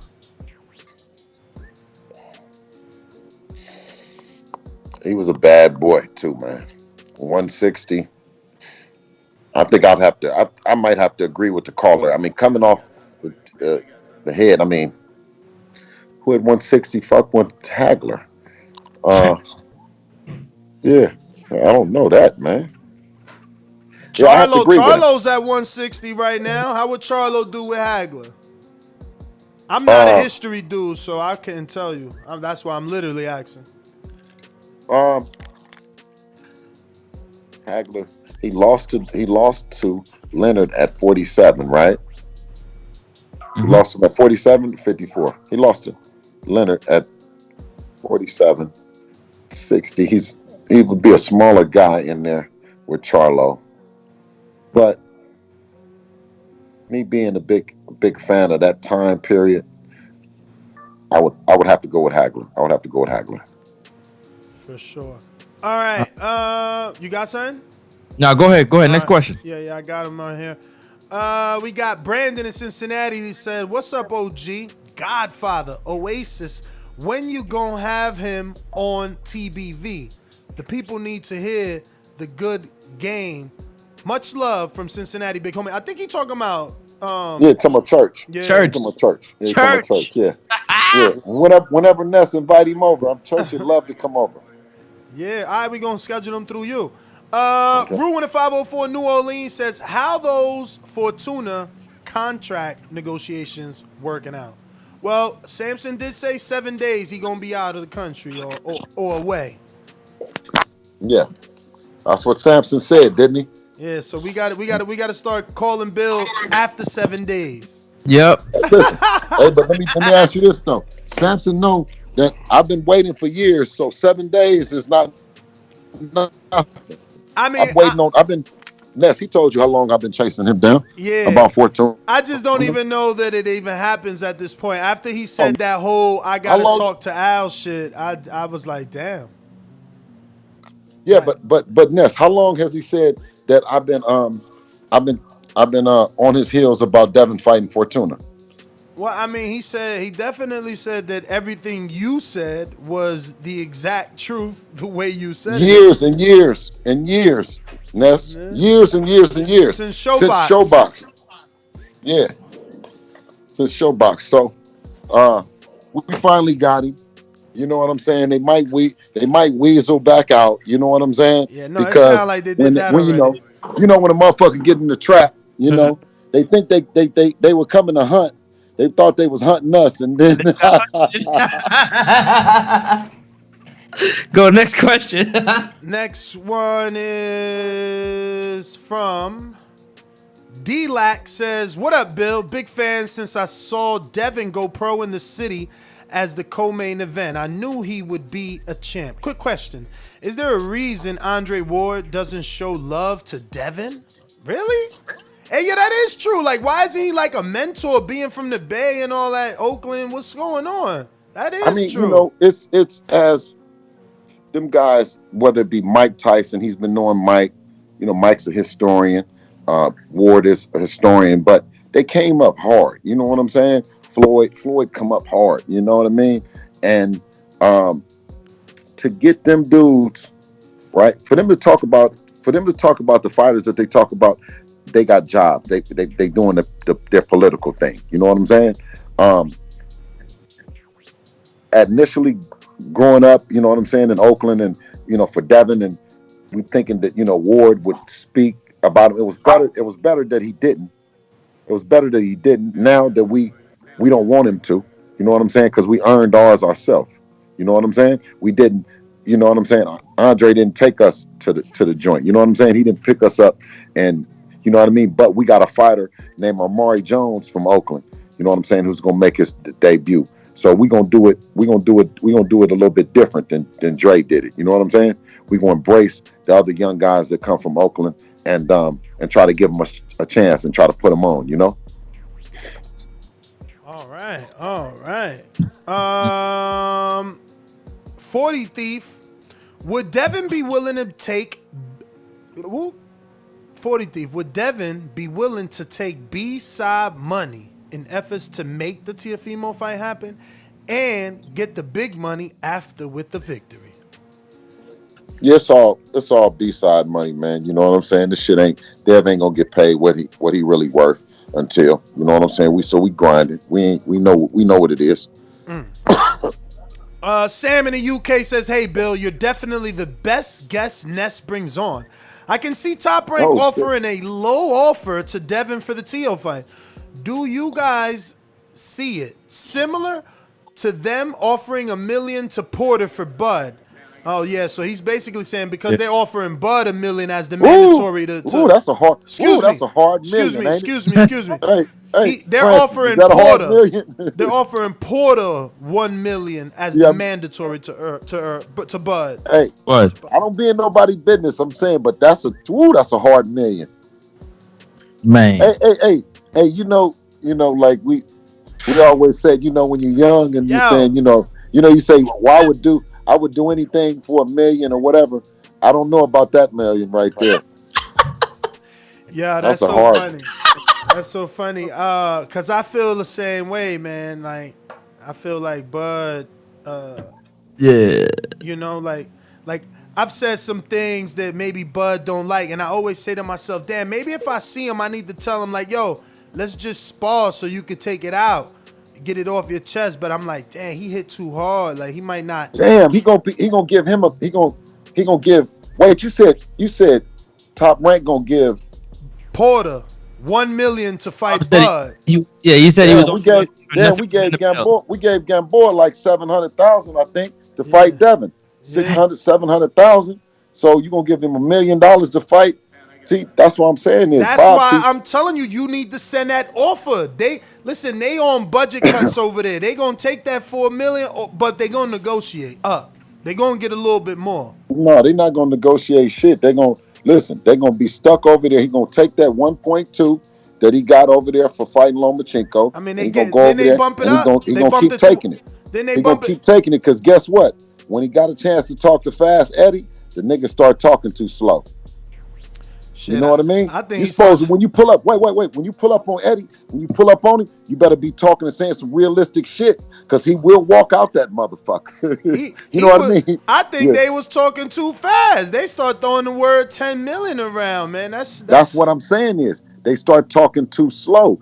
Really, when I say fast, meaning you better talk fast with what you really want to say, because when you start coming with that slow drag, 10 million, this thing, he gonna walk away. But if you had said something fast, meaning what your real bottom line number is, that like with me and Dev, like we'll come in and we'll say, well, this our bottom line is, man. We're not gonna do all that negotiating and playing with you. You know what I'm saying? Because what's your bottom line, right? Mm-hmm. Give your bottom line. What your bottom line is, man.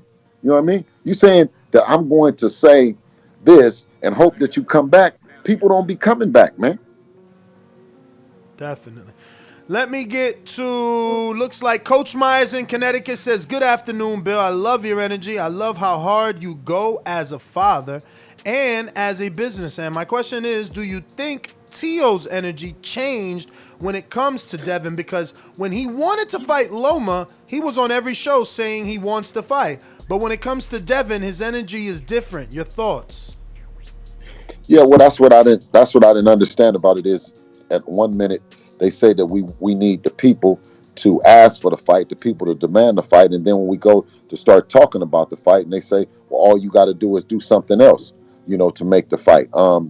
You know, we thought that we were doing the same thing that they were doing when they were promoting him as undisputed, as the king. He said he was the king of the division. It's like if a person comes in the neighborhood and says, I'm the king, and we look around and we say, who the fuck is he talking to? Who is he talking about? You know what I'm saying? He the king of what? Right?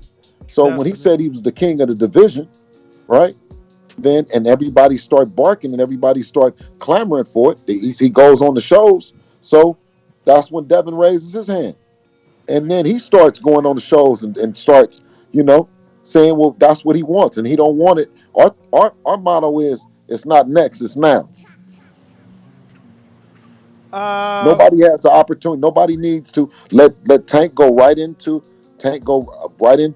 Ryan Garcia. Since he wants to duck out, he needs one.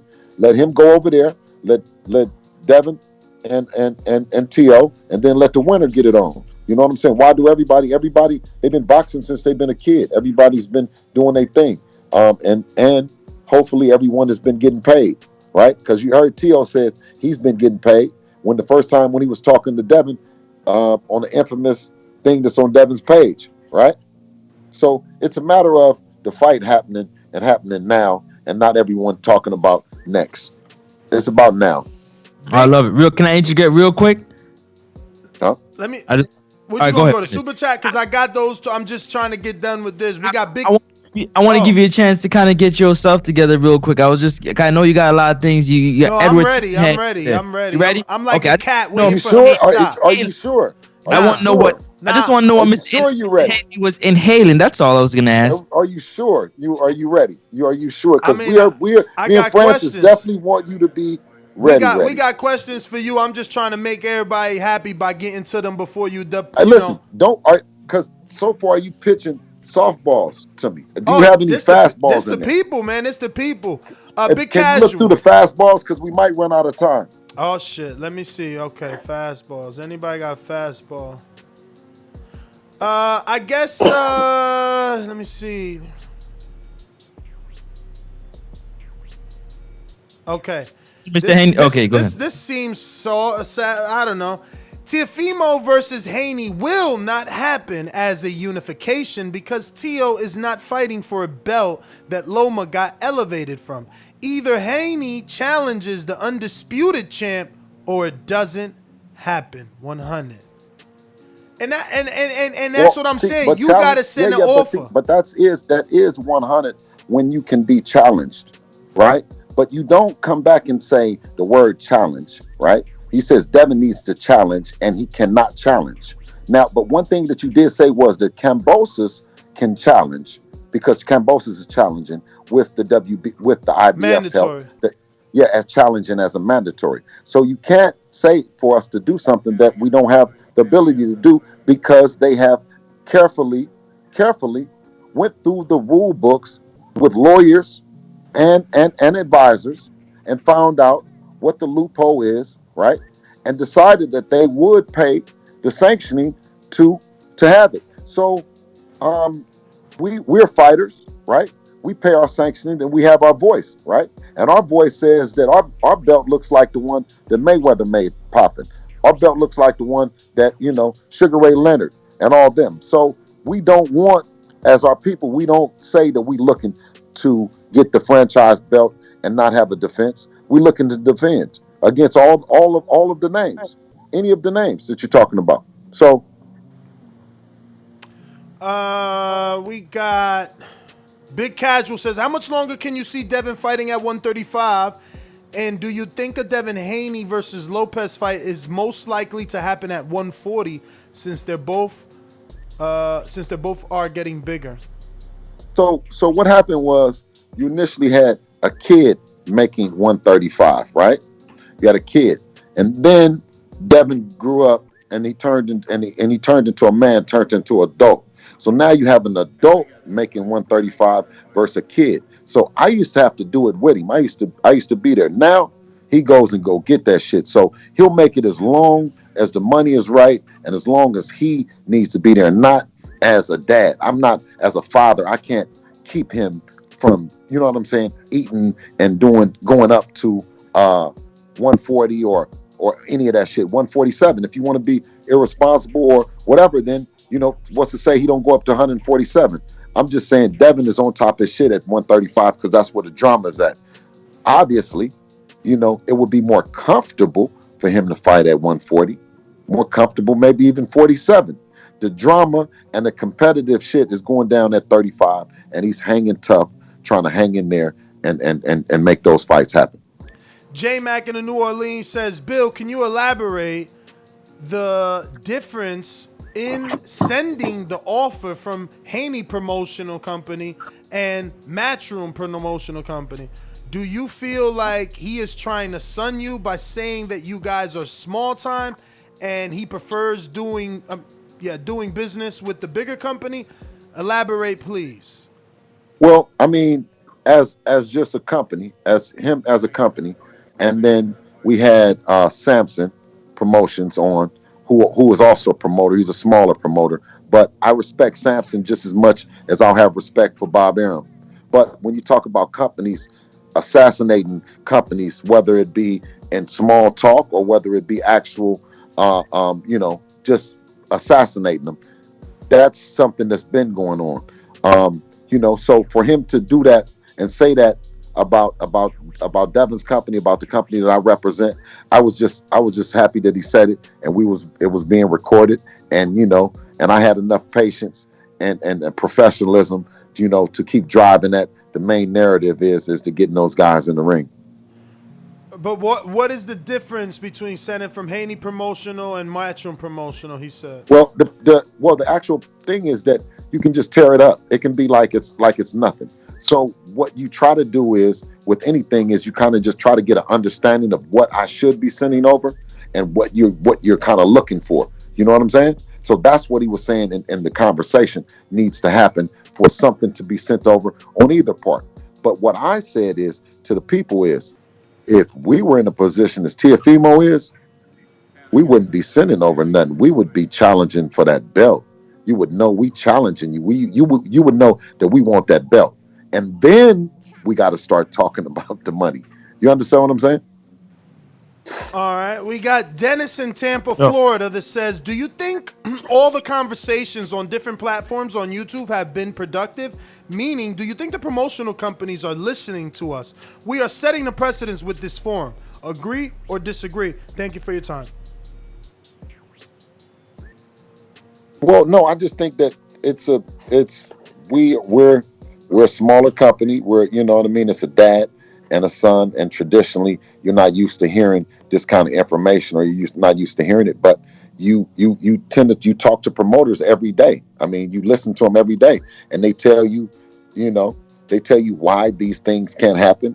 You know, why other things are happening. I wanted, when Devin had an opportunity in his career, that his voice be heard, and it be heard that, and it be heard true and factual, you know. And when he got hurt initially, you know what I'm saying? He wanted to tell the people, like he been telling them. He told them that he got hurt and he got stripped. So with that, we understood then, injuries and shit like that, you might got to keep internal. You got to just keep working through it and get to the fight and being the best version of yourself come fight night, because you will have aches, you will have pains and all that other stuff. You know what I'm saying? So yeah, I just think that Devin has shown what a real champion is supposed to be doing. And for that reason, when you have two guys on the pound for pound list, you have a division that is deep as the division that Devin is in terms of talent. And then you watch Devin and you see that Devin hasn't lost a round. So when you say for those reasons alone, then we must consider him and his rightful place on the pound for pound list. We have your fastball from Jordan Baker in Florida that says, do you think it's possible that nobody is going after your son because maybe he's not a draw? Why would they fight him as good as he is, but no one knows him? Well, that's funny, because Devin has he has more of a following than Tio.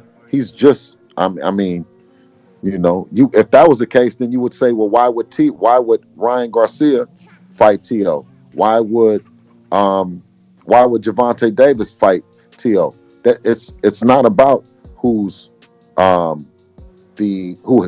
bigger draw. It's about two fighters that do draw coming together and making something happen. And I think that you will run out of people on the list of saying that are bigger draws than Devin Haney. You will run out of. We're patient. He's younger than everyone else. So do you say? Does the people in the chat? I want to know how many people in the chat says that Kambosos is a bigger draw than Devin. Can I ask him?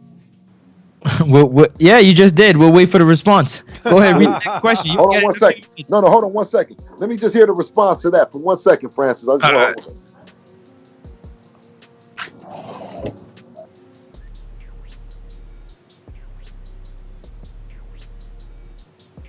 Nothing. Nothing. Is George Kambosos a bigger draw than Devin Haney? That's the question. To put it in the chat, just put Devin or Kambosos. Haney a bigger draw in America? Bigger draw, period. I just want a period. I don't want. I want Devin draw. Haney, I want stake. just keep grinding. Not in America. Haney Devin, bigger draw in America. Kambosos who? Devin, obviously. He's not bigger than Devin. Ja the Real says nobody's bigger. What the hell? Devin. Way more Devins, no Kambosos. Kambosos is gonna put. He's getting straight nose. Bags to Tio's Okay, bank. so the only thing, that's what I'm saying, is in this era, why don't we define the era as a very competitive division of fighters that fought, and had wins and losses and all those other things? When we talk about chasing Floyd, how you even chasing Floyd when you're not even like chasing the fighters in your own division? That, you know what I'm saying? Like, it's it's a real scary time, man. It's a real scary time, and I think as fans, we need to keep our foot on the fighters' necks that they need to be fighting and making the fights happen.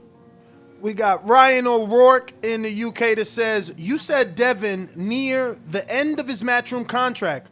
Are you willing, are you still willing to listen to offers, or is Eddie already trying to extend?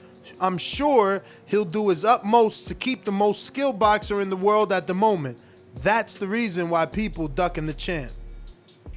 No, we're not entertaining any offers or doing none of that kind of stuff. We're true and stand down with, you know what I'm saying, with Eddie until we don't have any more fights or any more business. We're not like moonlighting or want somebody to do none of that. We're not talking to nobody. We're straight. He paying us. We're at the end, end of a, or I should say, the beginning of a new situation, hopefully, and we're not bullshitting at the end. We're trying to deliver, Jack, so we can drive this thing to the roof.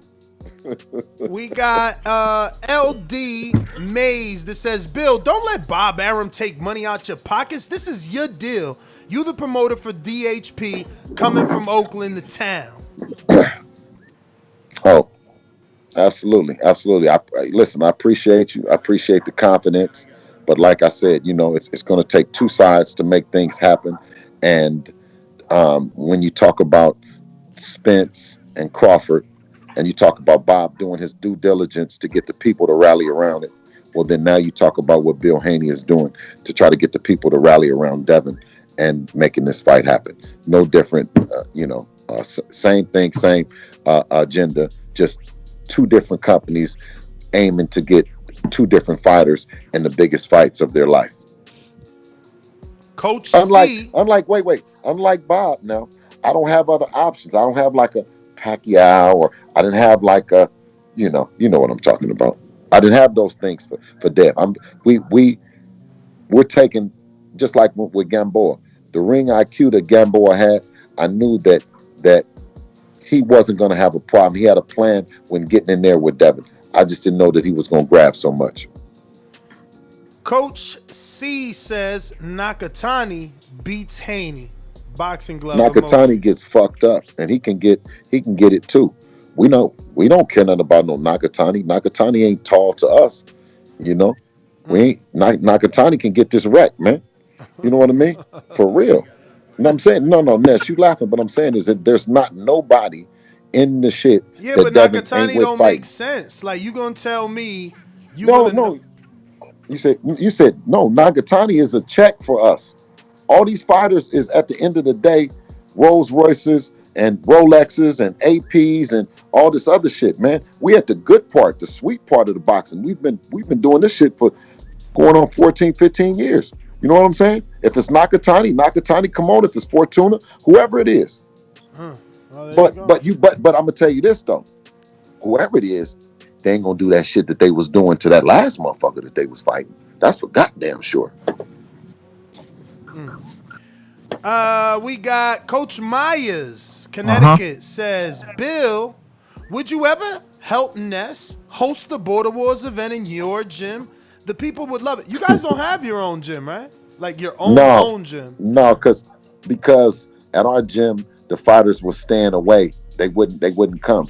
They wouldn't come spar. So what we did was we closed down the gym and used the money that we would pay every month for a gym, and we just used that for marketing and just getting out on the road and going everywhere. So we shut our gym down, and that's where we would go see, the who's who in boxing. We go knock on their door. So, and Floyd, the doghouse attracts, you know what I mean, some of the best young talent all around the world. You know what I'm saying? Yeah. And for Devin to grow up in the doghouse, you know what I'm saying? That would be more like our playhouse, our home gym. We got Nez B. Martinez. Fastball. Teofimo Lopez is 100% undisputed lightweight champion of the world, with the world emoji. Real talk, hands down, ain't no debating. It is a debate.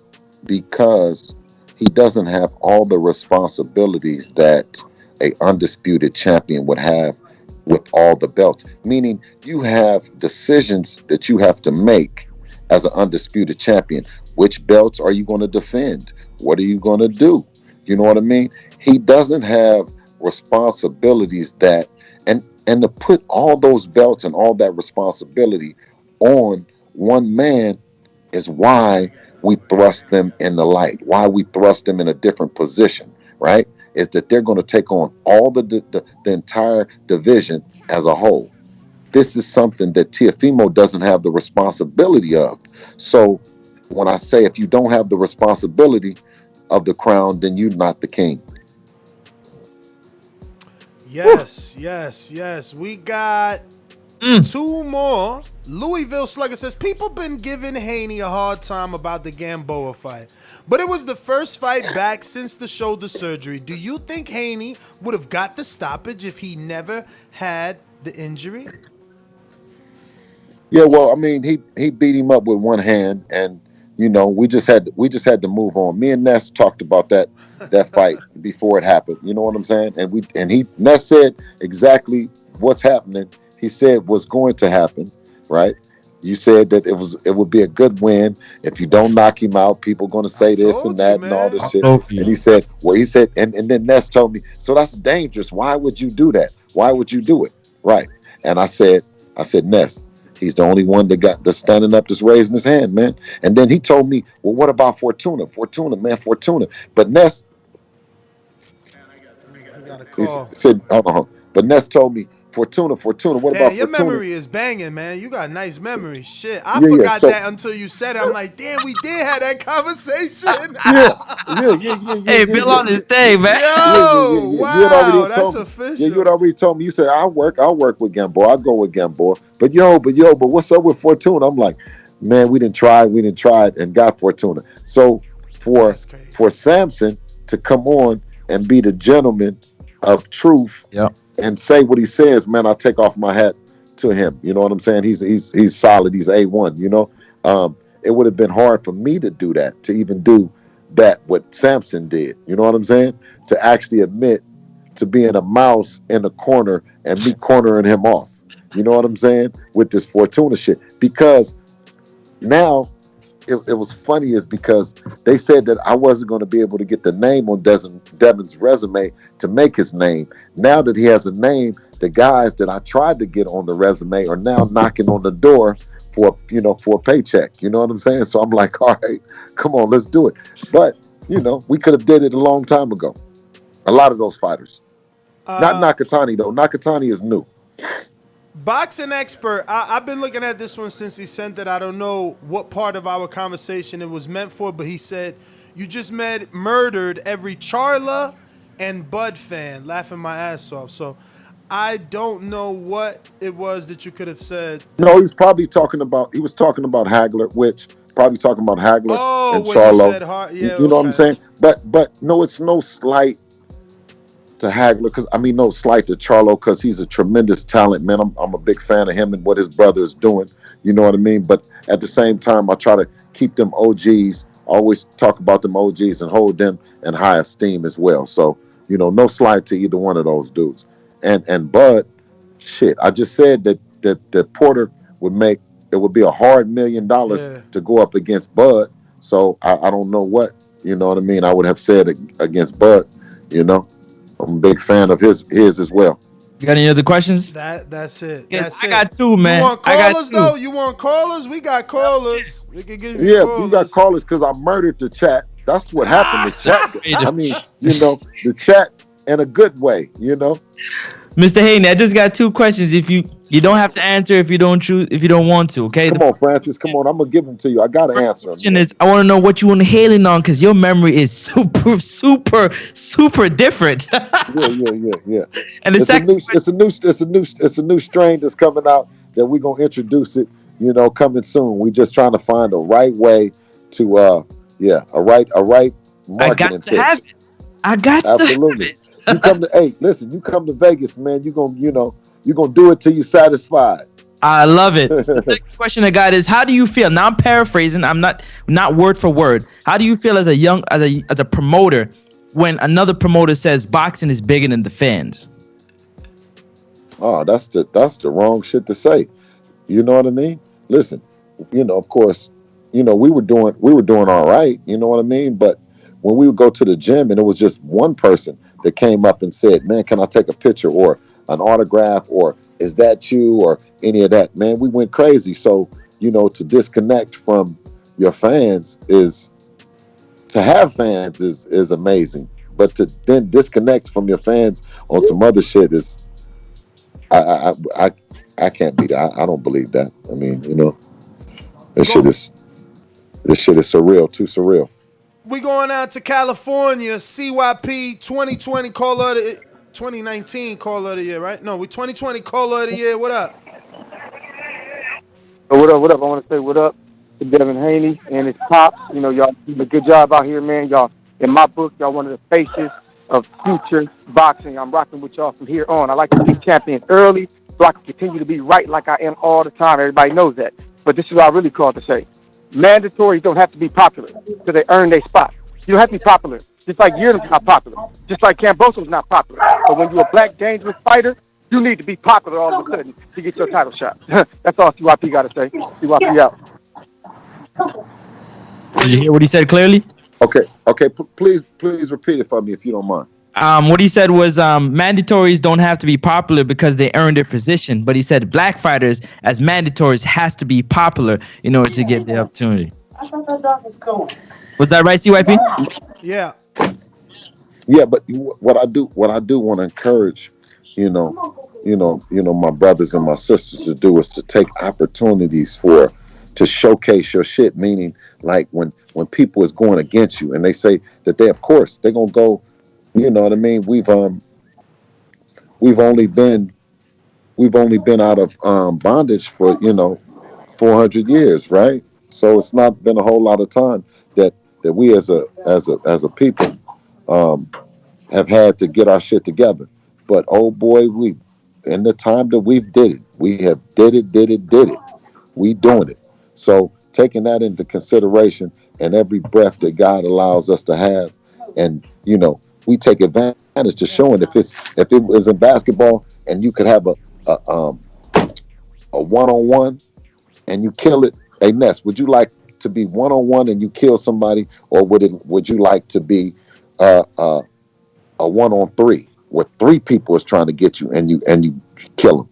You know what I'm saying? Or in that case of they coming down, on the two-man fast break, and you have as a defensive are able to hold both of them. You know what I'm saying? Hold both of them and do the thing. So adversity brings triumph, brother, and we got to use this adversity. We got to use all this blocking, because it's not about just racism. You got classism as well. You got all kind of different shit that's going on inside the workplace, inside the schools. You know what I mean? And what we got to do is just be our best that we can be.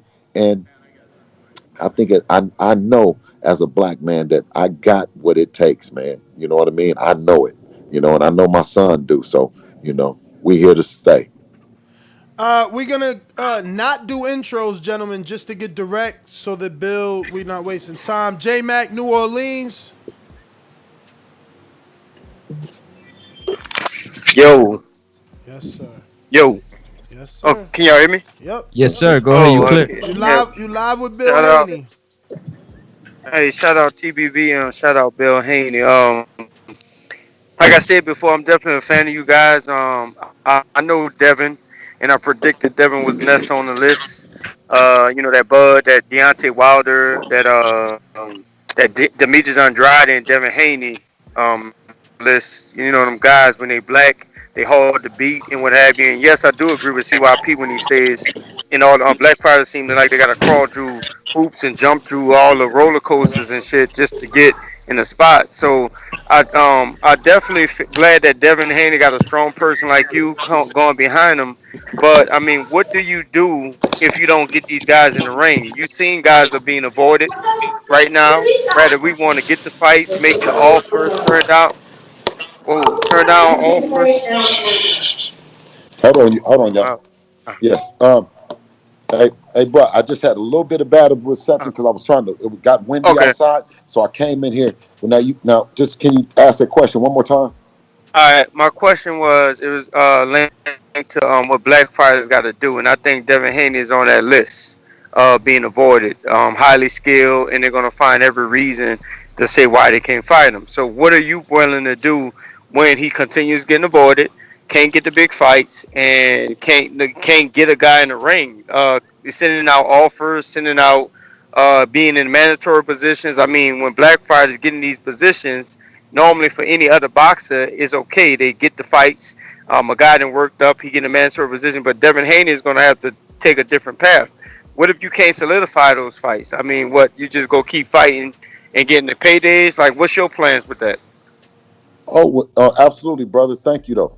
But we don't look at the fighters like y'all look at them, like as if they good like that. You know what I'm saying? Now, but we respect your voice and we respect the fact that if you say that he good, then we say okay, then we willing to fight him. But for that reason, you already see Dev clowns him. Dev puts duck faces on him and talk shit to him, and you know what I mean, and do his thing. He don't just he's not just quiet now. You know what I mean? When you talk about parading, brother, and putting merch, putting stuff on your shirts, and hitting the, hitting the media circuit, and here a guy keeps coming up, and you keep getting questions asked. See, what you do is you stay in the gym, you stay working hard, so you're not on the hit list. So every time you do an interview, somebody's not asking questions about you. Asking questions about Tio. Can you imagine every time Devin or I get on here, you asking me when is this person? This person is looking for you. This person wants to fight. This person wants. You know what I mean? So, bro, we in a great place, and if I could live in this place forever, meaning that we confident in Devin's skills, those other guys aren't confident in their skills, and they don't want to necessarily fight them, then I don't know how to deal with that problem. You know what I'm saying? It's like one of those problems that are good problems to have. You know what I'm saying? I'll continue to try to get the best fighter in the ring available, and that's all I can do. Coach Myers, Connecticut. Hey, Mom. Hey, can you hear me? Yes, sir. Hey, good afternoon. Good afternoon. My question is, I know there's a lot of great fighters at 135. Me personally, I think Shakur is probably the top best young guy out there. No disrespect to Devin Haney. Okay. My question to you is, hey, listen. I agree my with question you. to you is, before you say Shakur's a bad motherfucker, man. Well, my question to you is, that's every hardcore's dream fight in the future. So, at what weight do you think that will take place, and how far away are we from that fight? From which fight, so I can make sure that I say Devin versus Shakur. I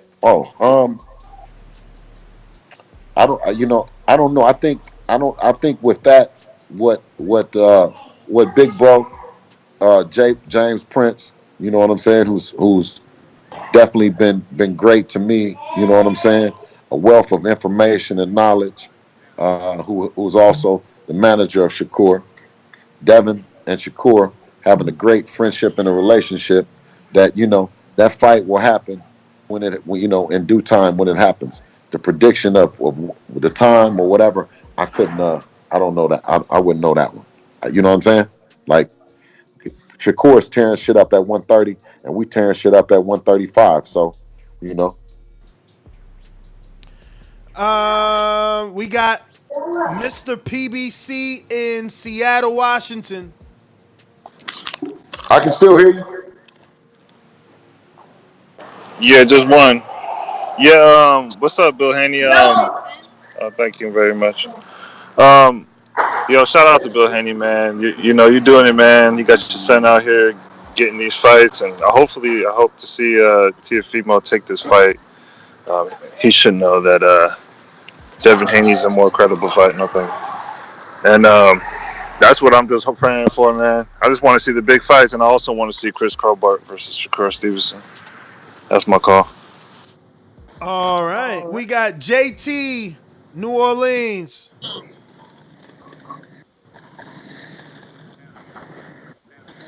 Young Chris Colbert is a good little fighter too. Good young fighter, man. Do you think we ever get Shakur versus Colbert?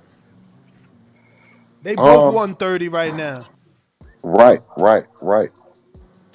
That would be. Listen, but you know what I'm saying. Coming up in the amateurs, Core was the guy. You know what I'm saying. In amateurs, in that weight division, because I think him and Chris Colbert was the same weight. That would be a great fight, man. That would be a great fight for the fans, for sure. The fans would be the winner. We got JT, New Orleans. Can you hear me? Can you hear me? Yep. Yeah. Hey, what's up, Bill Haney? Hey. Shout out to you and your son, man. I like what y'all doing. I got some sons that I'm training for boxing, and I kind of want to go down the same footsteps as you, and stuff like that. You know, hopefully they make it to that level. I am one of them guys that I like Devin boxing ability. I just think he don't have no power in his hands. That's why. Hold on. Can I finish? Damn, No, can I get my out? I don't know what Ness is Look, laughing for. Go ahead. That's we want that. Come on. yeah. I want your I'm opinion. one Come of them on with it, guys. brother. I'm one of them guys that think he got a lot of boxing ability. Hmm. It's a two question I want you to answer. I just think he Okay. lacks power. Um, Okay. I think he lacks power, and I think when he get in those big fights with Teofimo Lopez, Javante Davis, that's gonna be a big factor in those fights. And the second Okay. one is, do you ever see Devin Haney and Jerron Ennis in a big mega fight down the line? I know that's a big jump No, from no, no, no. then No. It's no. Actually, you know what I'm saying. All right. The first one was a statement about that. I don't think the first one was a question. I think the I'm sorry, second you're right. It one, was a statement. So yeah, go huh? ahead. What'd you say, brother? You said the first one what? He said you're right. You're right. It was a statement. Yeah. Okay. Okay. So and the second question and the second one was what? So you can tell me the second question is what? Because I was trying to wrap around the first statement whether or not The I should have made second a one statement back to. was, do you see Devin Haney and Jerron Ennis as a fight in the future? Actually, Jerron, I'm very familiar with what he's he's doing in the pros. I'm a big fan of him and his father. You know what I'm saying? What they doing. Um, of course, that being two weight divisions, and Jerron not having a world championship or nothing now would just be surely just looking at you know what he's doing, his star power. I think, and that would be kind of an unfair question. I mean, an unfair fight for me to say because he's young right now. Devin is young. For surely, if he stays doing what he's doing and doesn't go up any higher, because he's a big boy at 147, and Devin will be then coming up, of course, through 35, 40, and then 47. And I want to be as realistic as possible and not, slight Jerron Ennis and what they're doing because, like I say, he's a big 47 pounder. It would be, it's the fight with Shakur is more realistic. The fight with Ennis is also a possibility, in the future. So, yeah. We got JR Nika that says if the WBC said Tio is already undisputed, then that means Tio can't win Devin's belt, so that fight won't be for undisputed, correct? No. And it's actually the opposite is that with the franchise designation, it meant that you didn't have the mandatory, you didn't have the belt, but you could then come back and fight for the belt, and you be the number one position. Like he doesn't have to wait in line, right, Ness? He doesn't have to wait till He can just jump right in front of Ryan Ryan. Garcia. Yes. Yeah. So that's what that allows uh, the WBC franchise champion to do.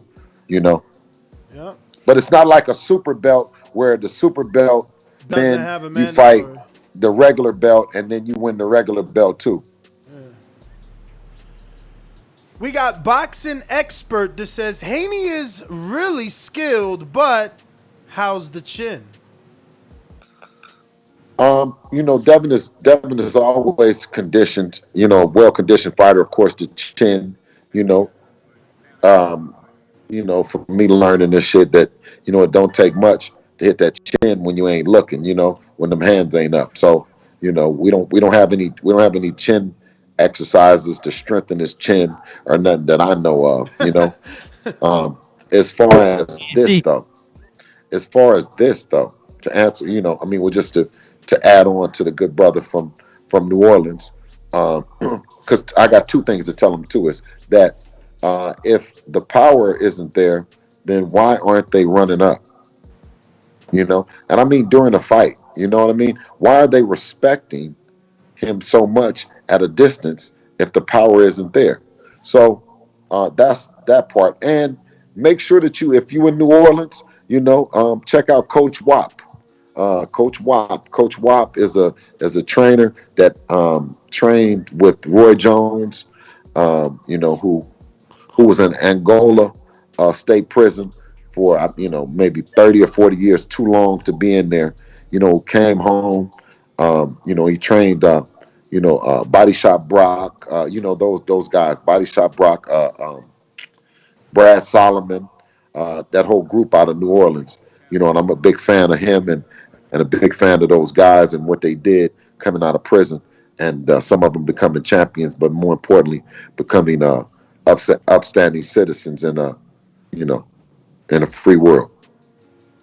We got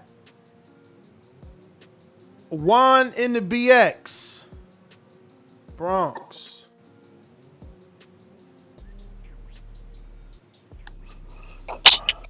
What? Yo, you can hear me? We hear you. You got a question for Bill? Nah. I just wanted to tell him what's good and shit, and tell him also that his son is a champ. And just like Floyd, they used to say back in the day, he was boring. He didn't have power. He was this, he was that, but he shut them down. That's what you just said. You just answered. You just answered that too when you told homeboy, "My son don't got power. Then why they ain't jumping in?" So that you basically, I was about to say that, and Ness came to me, so it was crazy. Right timing. Anyway, be good, fellas. Yo, Haney, just Thank keep you, doing what you're King. doing, bro. I Thank you, wish King. your son too had the you had, bro, because he would have definitely got them fights too. One way or another, he was wilding out, calling them crazy. Anyway, let me let you go before I start wilding out. Be safe, Hey, fellas. King, hold on, King. Listen, no matter what it was going to be, if once he switch up and if he go into acting, you know what I'm saying. If my daughter if she play tennis or whatever, you know what I'm saying. I'm gonna show the same passion. I'm gonna try to approach it the same way, and you got it too, brother. You know what I'm saying. I can already tell. So we wanted to still, and it might be you and your grandson. It might be you and your nephew, or you and your stepson or something. You know what I'm saying? But you got it, man. You got everything, brother. Coach Rivera in Boston. You got one? All right. Steve in Chicago.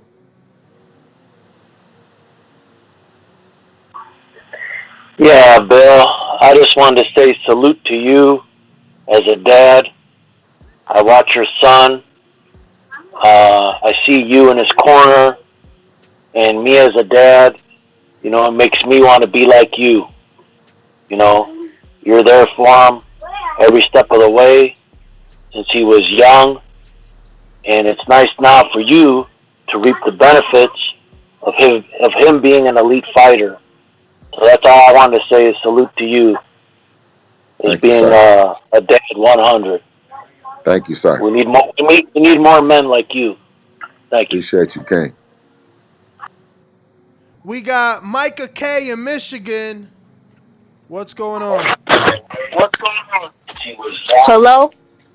What's up, Hold Micah? on one second. How you doing? All right, how you doing, Mr. Bill Haney? Respect to you and your son.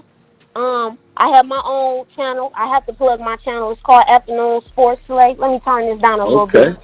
I was one. Okay. I was one of those. So definitely, look into that when you get a chance, because this is my passion. Even though I cover more than just that, I don't want to be too long winded.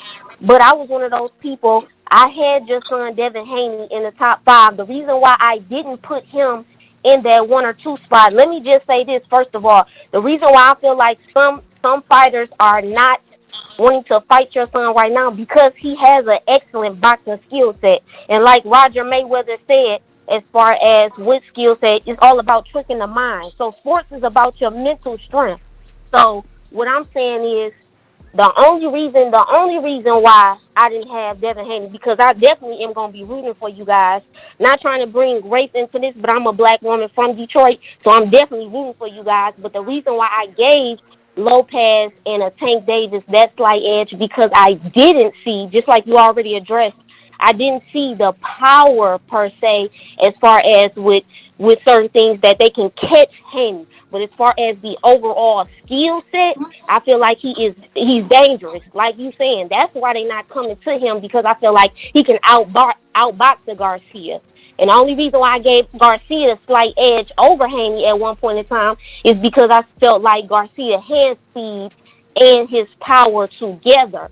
But I definitely feel like Haney has it. I just want to see more from him, from those elite fighters. And that's my time. Absolutely. Thank you. Appreciate your opinion. I appreciate your opinion. Thank you, God. That's it, Bill.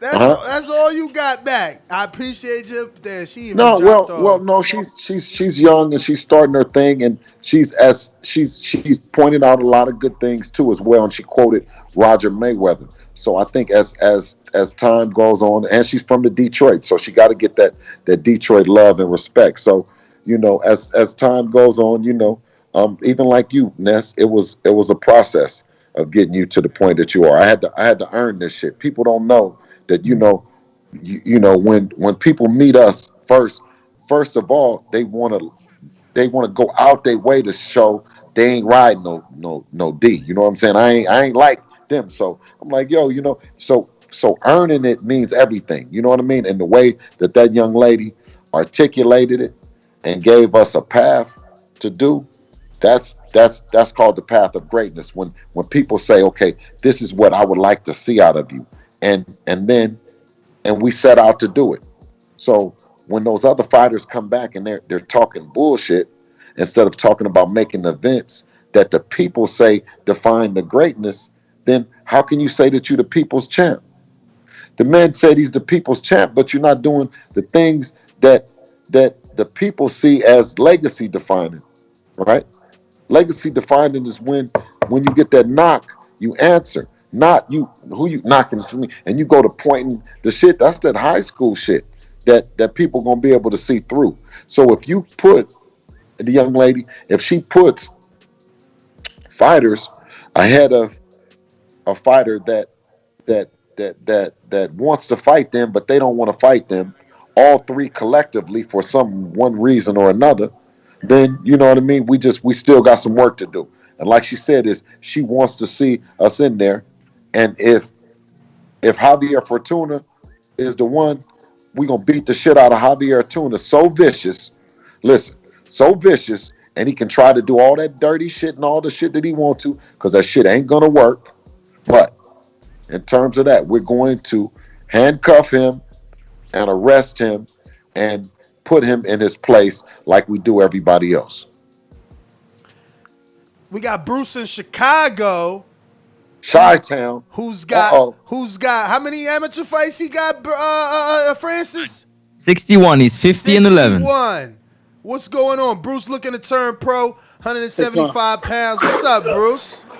You got a question for Bill? What's going on? No, I got some words for Bill. I've been a fan of Haney for a little minute now, and I just want to say, just keep getting your little Bob Arum, man.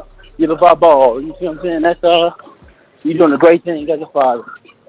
That's pretty much all. You gonna get they can't avoid Devin for that long, but I'm in the gym. I I saw the title and I saw Bill in there, and I just had to say something. You know what I mean? That's all. Sure. Just keep doing your thing. But Hey, King. Hey, I gotta King. get out of Respect to here. you, though. Respect to you, though, King. Because listen, you in that gym, and there's a lot of youngsters out there that's got them weapons and them guns in their hands and stuff. And I want to say respect to you because you the real, you a real G. You know what I'm saying? For taking the path of, you know, the tough path. You know what I'm saying? And I know what that can probably be in the inner city, trying to just stay focused, man. But you stay focused, brother. And if you ever in Las Vegas, man, come and see us. All right? Hey, look, hey, I'm gonna hold you to it because I'll be there soon. Yeah. I'm gonna hold you You to it, got. Bill. Hey, My listen. name, hey, look, my name's Absolutely. Jermaine, brother. All right. Yeah, well, my name Jermaine Howlett. I'll be there. I'm reminding you. All right, Jermaine. All right. All right, man. Y'all have a good one, man. Thanks, right. man. Francis. Yo, you know, I never did understand why we call him Bruce in Chicago, and then we found out his amateur record is Jermaine. We got JT counterpunching in New Orleans. He wants some more Bill. What up? Yeah, what's up, Bill? Hey, no disrespect. Look, this no disrespect to Coach Wop. I was talking to Coach Wop the Oh, other you day know about. Coach Wop, huh? I know Coach Wop. I know Coach Wop. I've been in this gym. My son and I'm just to show you, tell you a little quick story. There, the 9-year-old and 11-year-old. My son spoiled both of them. The 9-year-old was talking shit before he got in the ring, and he got his ass whooped by my son. My son is 9 years old. I got two sons. I got a stepson that's 9 as well. But like I said, man, I'm training my boys and stuff like that. And eventually, one day, you know, if they get ready, I might get up there to one of your gyms, and when you got some dudes in there, they could get it in. You know, that's what I do right now. I've been to Houston, Dallas, areas like that. But you know, eventually, when they get their first fight, because they haven't fought yet, they've been sparring and stuff like that. But I've been in Coach Wop gym. I got a lot of respect for Coach Wop. So when you said that name, I even used to fight and spar in that gym a while back. So like I said, no disrespect to Coach Wop, but I just put some hands on some of his little pupils. I mean, my Hey, listen. son just put some hands Listen. on. We love that. We love that New Orleans, that energy and that flavor, bro. We had to come down there and we had to get something because you know what I'm saying. We know that's the bout it capital of the world. So when I made reference to Coach Watt, I just wanted, you know what I mean, you to know how close affection I got for New No, Orleans. he talked. You know what I'm He saying? In talked that real good booth. about your son, though. Bill Haney. He talked real good about your son. Actually, he got everybody losing to Devin Haney. And like I said, no shot to Devin. I just felt like he lacked some power, and I think he'll have some tough fights with those guys because of the power. Now, the boxing skills, just like that girl just said, I'm kind of on the same thing with her. He's a pure boxer, but do that power gonna be a factor when he in there with a top fighter like a Javante Lopez? And to you, they might not be top fighters, but to me, looking on outside in, you know, they top fighters with your son.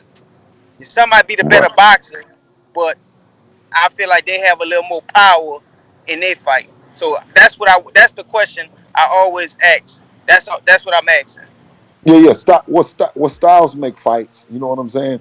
And the style that I bet on is Devin's, and I don't bet on it to get better. I bet on it that it is what it is right now. Now, listen, one thing will happen is that, you know, God willing, right, is Devin will gain power, more power, or develop, I should say, develop more right before your eyes, like Ryan Garcia did.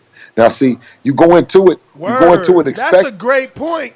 That's a great point. He went from so not being a puncher to a we gonna puncher. surprise the shit out of somebody, but I ain't saying nothing.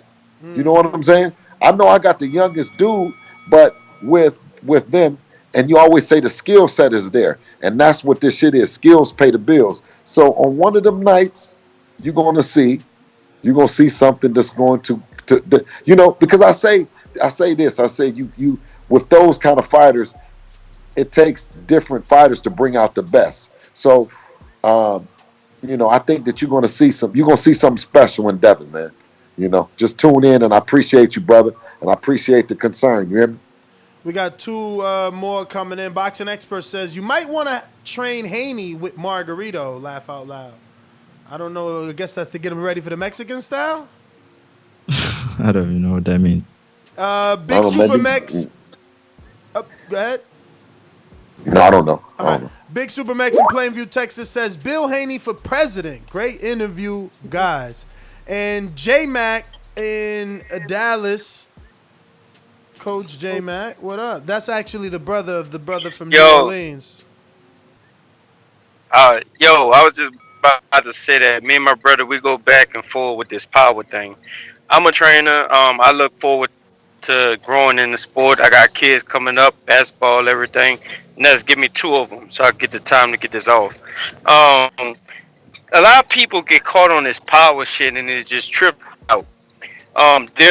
Devin is a very high level boxer. They gotta understand with punch placement and balance, power will come. I don't think Devin has learned how to place his shots to the point to where he can time it and get more power or get more snap. But however, the more the fights come, the more the timing come, the more the skill set will prevail. These guys they talking about Until and Tank. These guys are athletic guys, not skilled to me. I'm going to explain why they're not skilled. They're athletic guys with fast hands, explosive forward movement, not that fleet-footed to me. I don't see well balanced. I don't see balance in a movement on both of these guys. So guys like that, Devin Haney could easily outbox and outthink with his brittle ass hands that everybody like to point out. And if he's so brittle, get him in the ring right now before he start developing that power that will eventually come. Timing, better placement, and better balance. And last but not least, hey man, you need to get that Bud camp in your life.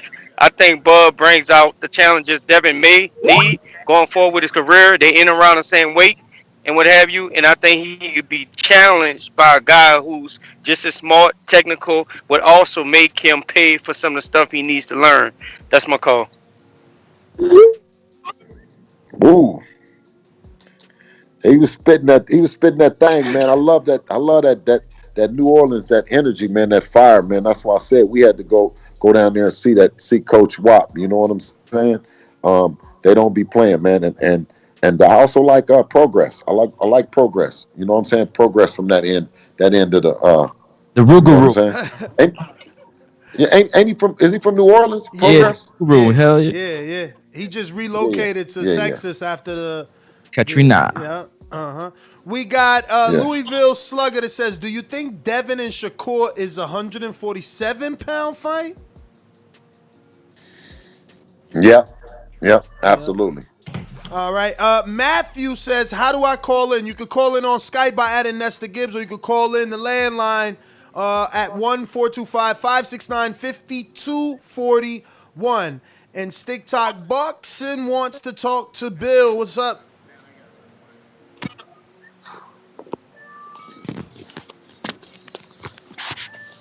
Yo. We got you. My nigga, don't tell Bill. What's going on, brothers? Man, what's happening, good brother?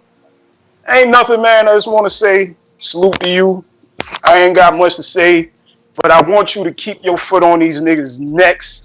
You can't be undisputed if it's being disputed. That's number one. Them niggas doing all the talking. Yo, just know what it is. It's NBF. And you know what that is, right, brother? Say it again. I don't think you heard it. Say it again. I said it's NBF. That's all it is. Nobody wants to fight a gifted, athletic black fighter. And Tia don't want the smoke. Simple as that. Along with that, man, salute to you as a black father with your son, what you doing. I'm trying the same thing with my little 7-year-old. So just keep being that example of being, man. Love. That's the call.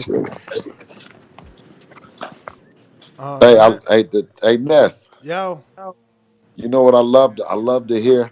I love to hear all these men, these kings, man, saying that they on that journey, man, with their son, man. Yeah. Because you know what? It's some happy moms and grandmas and shit that's looking on, and seeing them go out every day and strategize together, man, and that's why I always, I try to give all the grams to, Sean Porter and his dad, for paving the way for us, senior, and junior, both the Floyds, and I hope that we can do, being an example for some other fathers, man. How they were for us. So No, yeah, that's I think that the way that Angel Garcia kind of was yeah. He's like, another one. he was like one of the first fathers to be outspoken for the son. I think that we used him as the catalyst, but I think that people are going to use you not only for the speaking that you do, but the business, right? Because Angel was just Danny's mouthpiece, you know what I'm saying? But you are more than that, right? With the business and everything else that goes on behind the scenes. We got Info Joe in California. What's up? Yo, what's up, Cali? Stand up. What up, Bill? What up, Haney? Ain't no doubt. Cali, I'm stand up. sorry I separated it like that. What's up, champ, man? You sound like you cooler than the fan, man. Hopefully we meet up one day. I see you. We can smoke together. Some of that good Appreciate you, trees. King. I got a question for you, champ. The most common question on TBV when fighters come on here, they ask the fighters, would you let your son fight? 99.9 say no. In your opinion, since you're in it, the reason why they're saying no, is it because of the business side or is it because of the boxing side? Absolutely 1,000% because of the business side. Yeah, man, because you sound pretty stressed out sometime, brother. I feel for you, man. You're doing Oh a no, great no, no, job but with your son. but for boxing for Devin, it was really good, and for different fathers and different sons, they can relate. Dev was being described as what, like that ADD shit that you like hyperactive, like that he would fight, and he was he was just he was being misdescribed, brother. You know what I'm saying? And yeah, he is the person that he is right now, and he was that person then. But instead of me seeking any kind of counseling or any kind of help, I just tried to just work with his talent, find out what made him, what was special about him.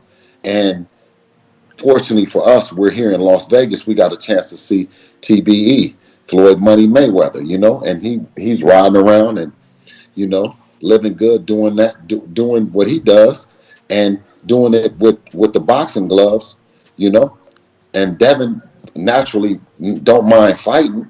So how many kids is probably like that? There's 7 or 8 right now, and they don't mind fighting, but they're being told, boy, go sit your ass down, boy. You're gonna go to jail, or boy, somebody gonna beat your ass. They being, instead of taking them to the gym. I and decided channeling with that Devin, I said, I'm energy. gonna take him to the gym. And they said Right. he was a natural. So, through him being a natural and meeting all the coaches, managers, trainers, and the like, I want to protect him and protect his talent. To protect not his talent, his gift. Yo, that's an amazing story, man. Because I damn sure heard all that shit, man. All them statements. My mom had to hear all that shit. So that's Yeah. crazy that you at least knew how to deal with it, man. Salute to you, man. Info, thank you for calling in. Let me see here. Lids Low, Decatur, Georgia. TBV was happening, man. What up, what up, what What's up? up? Bill, how you feel? How you doing, King? Everything, coach. Everything, coach. So I'm gonna ask you a quick little series of questions. It's basically a yes or no, but it's gonna add up to 1 point. All right. Okay. So if Devin Haney would have beat Lomo, and let's say Ryan Garcia had the WBC, would your son be considered as undisputed? If Devin all right, coach, let me walk me through it now. So Okay, now if check me Devin out. had beat, It's a transfer of titles, just different people. If your son had beat Lomo and got his title, and Ryan Garcia so happened to have the WBC, that's the title that your son has, would your son be considered undisputed? You can't be undisputed if you have the franchise title. Correct. Okay, so follow me. I just want to do a little thing here. Now, if Okay. Tank had beat Lomo and got the titles that Lomo had, and let's say, Devin Haney had the WBC, would Tank be considered undisputed? Not if he has a franchise title. Exactly. My whole point is, no matter who has it, if you do not have that WBC title that is last standing, you are not undisputed.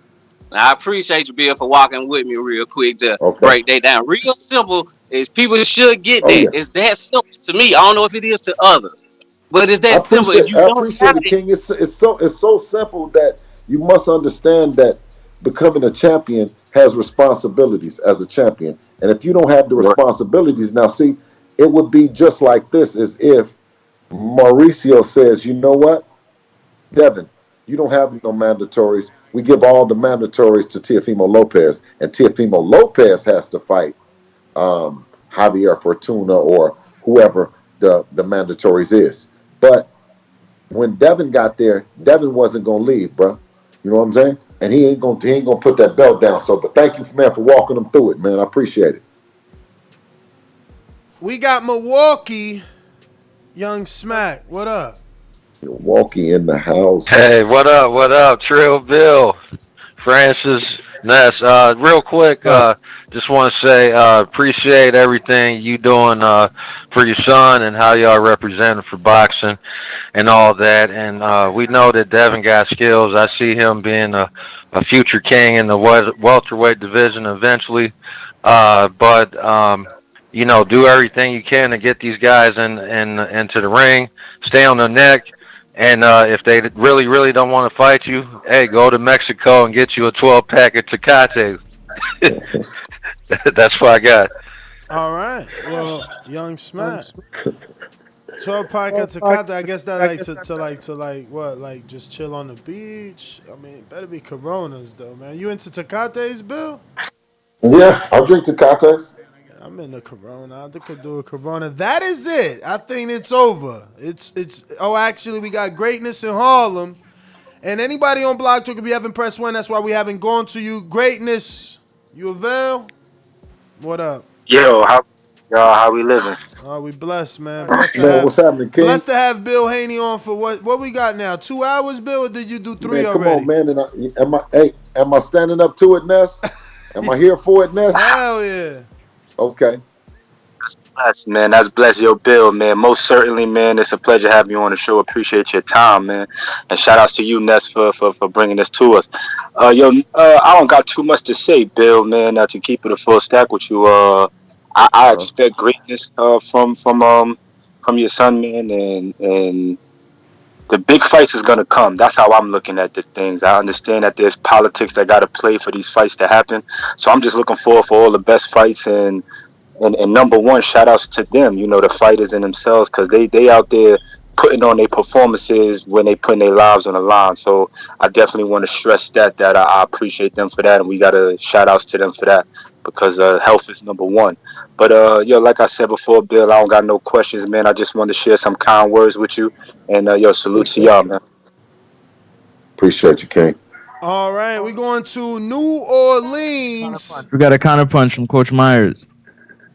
New Orleans, we're going to get right Coach to you. Myers. Coach Myers, talk to us.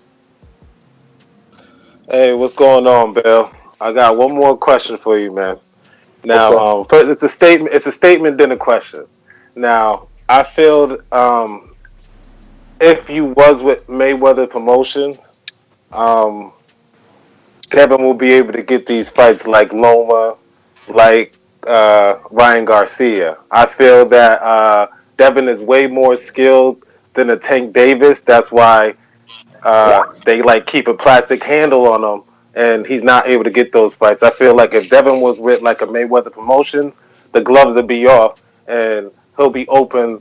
You know what I mean? And willing. And Mayweather will be willing to be. You know what I mean? Put Devin in those high stake fights.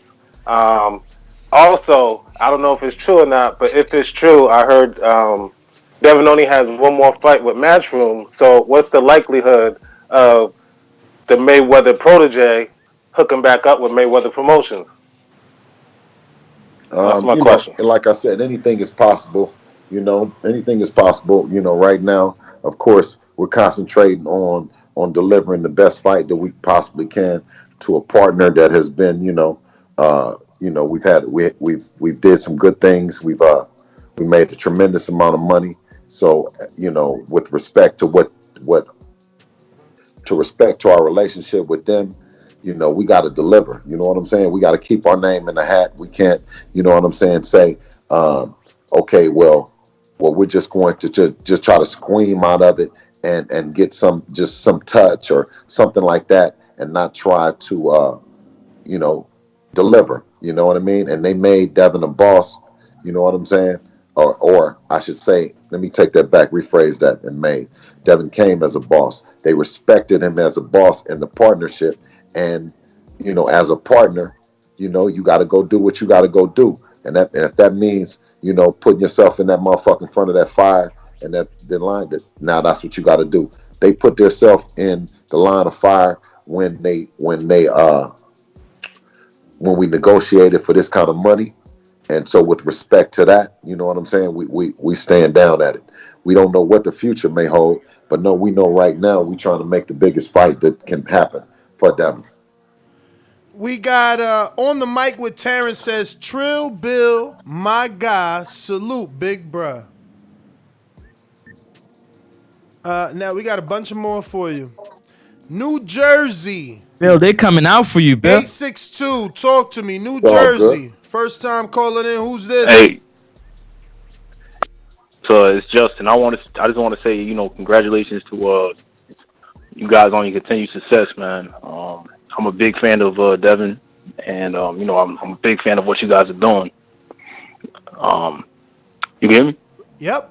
Yes, sir. Yes, sir. Thank you, Ken. Okay, cool. I can hear you. All right, cool. Yeah, man. Okay, cool. So yeah, I just wanted to point out, one thing. I didn't hear anybody talking about this, but and now I'll get off. But I've seen, I haven't seen like everybody's fights, but I've seen Devin, fight backwards, forwards, sideways. But it seems like to me, from what I've seen, Teofimo and I'm not like Davis. I've seen the same from him, but Teofimo and Ryan, I haven't seen them have the ability to fight backwards. So like, what? I just wanted to know what your thoughts was on that. Well, I think anytime you got big punchers in both of them, you know what I mean. They tend to want to go to their weapon. They want to choose their weapon, And it's our job, and my belief as Devin's coach is that we don't give them that. We take that off the board, So I think they both are flat foot fighters. You know what I'm saying? Similar. I think Teofimo has, I think Ryan has a little bit more speed than Teofimo does, but I think that they're both pretty similar in the sense of they gotta get set to punch. Is that what the real definition of flat foot fighter is? Having to be set to punch? Yes, I mean according to what I've learned about it, And if as you see is for Ryan would take one to get set. He was taking one. He has to keep walking down to get set, walking down to get set. Yeah. We got a counterpunch.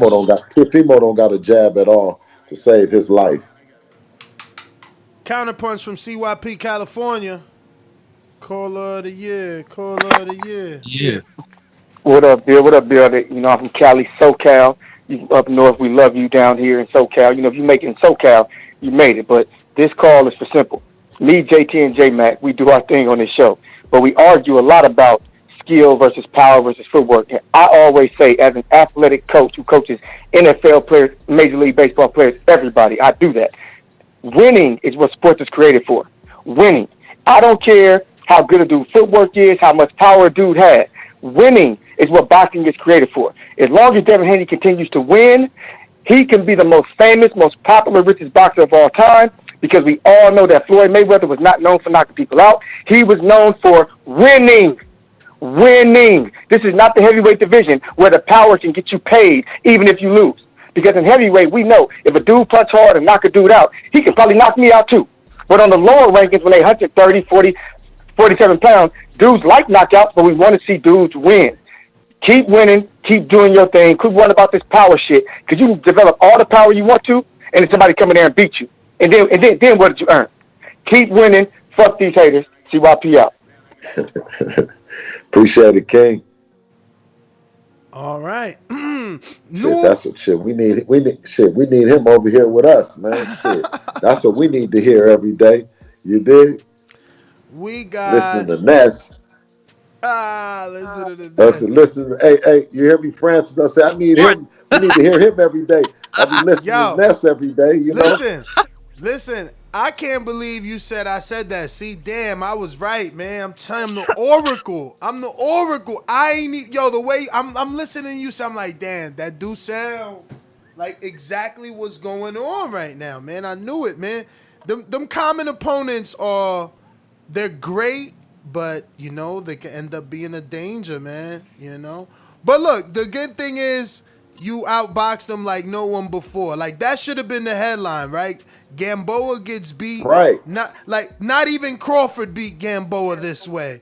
But that wasn't the headline because is that people, unlike CYB, people they want a knockout. No. It's just that you guys sometimes kind of get confused with the message. It's not good that some of the old media talk about Devin like that. You know what I'm saying? When he's not on the same side, quote unquote, the street as them. He's not on ESPN. So for ESPN to big up Devin on there, I didn't even expect it. You know what I'm saying? But one thing that I said is once you have an event like that, and then you go back to the Boxing Voice, you go back to all the channels to then promote. How are you going to do that, though? How is he going to come everywhere and then promote over here and say that he's one thing, say that he wants to fight, but then say that it doesn't matter, we can just do Cambosos? Well, if you can just do Cambosos, then just advertise on ESPN, sell out 60,000. Why are you campaigning on the Boxing Voice? Why are you campaigning for it to be a fight when it's already sold out? Huh? Shit's already sold out. It's already big. Listen, Devin Haney and Teofimo sell itself. Devin Haney and Ryan Garcia sell itself. Devin Haney and Javante Davis sell itself. All we need to do is them to make it happen, man. J-Mac, counterpunch.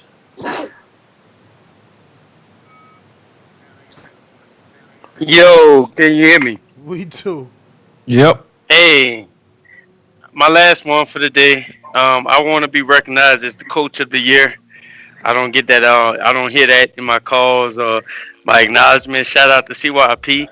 We definitely go back and forth with it, but we get it done, man. And we got a lot of similarities. And also, Bill Haney. I mean, this is very early.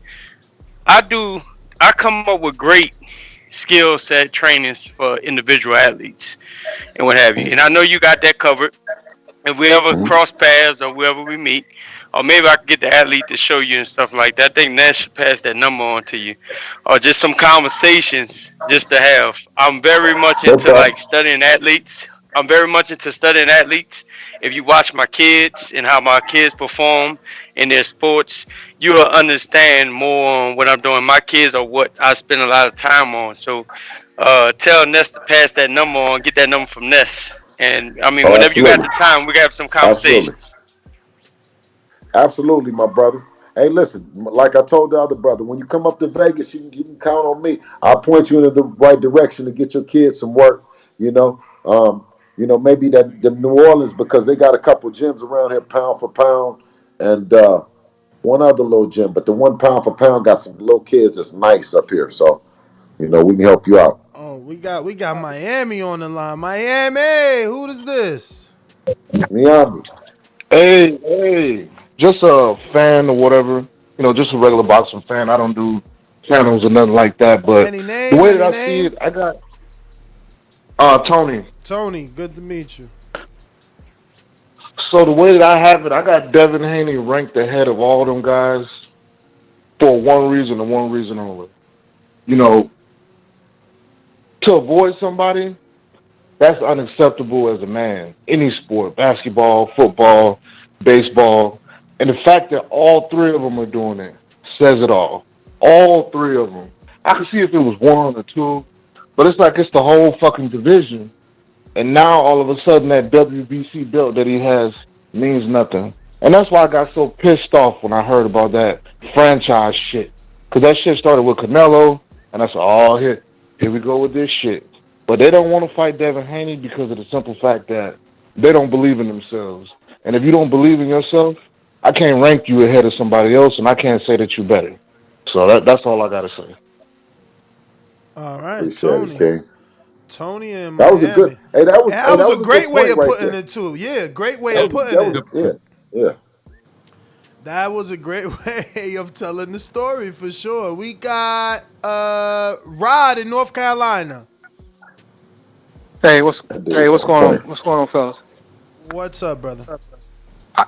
Nothing much. I just want to give props to Bill Haney just for being a father. You know, it's real important for people to see and hear him. You know, you're doing a great job as a father, and it's just a big influence on everybody.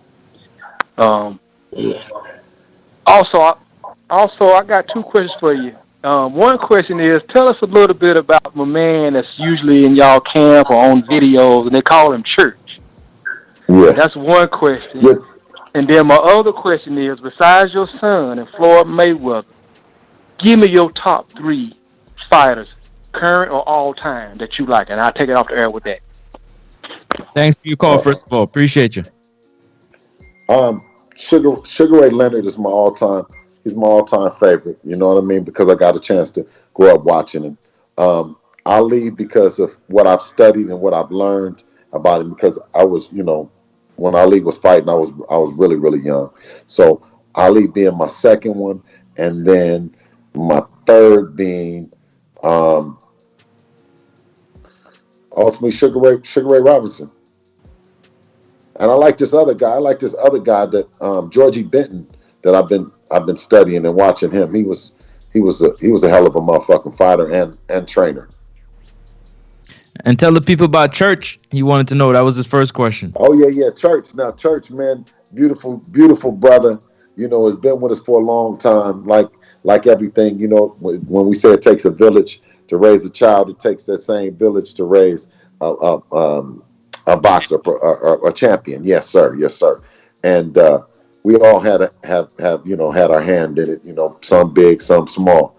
But Church, the same way that he is about Devin being his caretaker, he was the same way when Devin was a kid, man, young. You know, like wanting to. You know, he always treated him like a champion, talked to him like a champion, and he had expectations of him like as a champion. So when he would see him, and if Devin was off with some other little kids and doing whatever, Church would walk in and salute and greet Devin in a higher light. He would greet him like a champion, like around the kids, you know, and you know, so you know, Church is a beautiful guy, man. Been with us for years, man, and you know, he does what he does, and nobody can do it as good as him for sure. Hey, listen, my favorite, before you go, my favorite one from Church is shitbag champ, shitbag. Yeah, he said that one. He said, snort, squat, and shiver, liver quiver, some shit like that. Shout out to Church, man, for sure. Yeah. We got, let me see here. We got one last caller, looks like, from New Orleans, and we got a super chat here from J.R. Nika. I got to go to that New Orleans, man. Shit, they showing love in that boot. Yeah. J.R. Nika, I believe, says, what does Teofimo win if he beats Devin Haney, since the WBC Mauricio Sulaiman already named Teofimo Lopez undisputed? They're going to say he's undisputed twice? A little sarcasm there. Yeah. Another one from KO for Miles says, want Dev to be active like 3 times a year, till like 26, 27. What you think about that, Bill? Could he Yeah, get 3 fights a year? Yeah, well, we got to get those guys in there, man. You know what I'm saying? And also, like, it's okay. Yes. Go to Devin so I can see the pet monkey. You want to see the monkey? You want to see Devin's monkey? Yeah. Okay, we go over there in a minute. Okay, as soon as Daddy finishes. Yay! Okay. Yeah, Devin. I mean, yo, look at this super chat. They so mad. You read it? I'm glad I had this conversation with you beforehand. Coach Meyer says, Bill, don't listen to Ness. He talks about Devin not getting a knockout versus Gamboa and pitching the shutout. But he was praising Ryan for getting knocked down for getting a knockout even though he got dropped. Shaking my head. Now, here's the difference. So just so that people understand, like, I'm not praising Ryan. I was just, for any fighter, I'm excited to see them be able to get up from a knockdown, let alone close the show. That shows rare type of dog. Like, okay, this dude really wants to win, because you could get knocked down and your whole demeanor change. This guy got knocked down and wanted to fight more. So Ness, there's nothing let wrong Bill with talk, that. man. They say you play the narrative. I Let gotta Bill explain answer, myself. I gotta explain myself. They trying to make it seem like I'm out here praising Ryan. Bill, Get out Bill, of here. you want it out of him? You gotta explain himself first before you answer.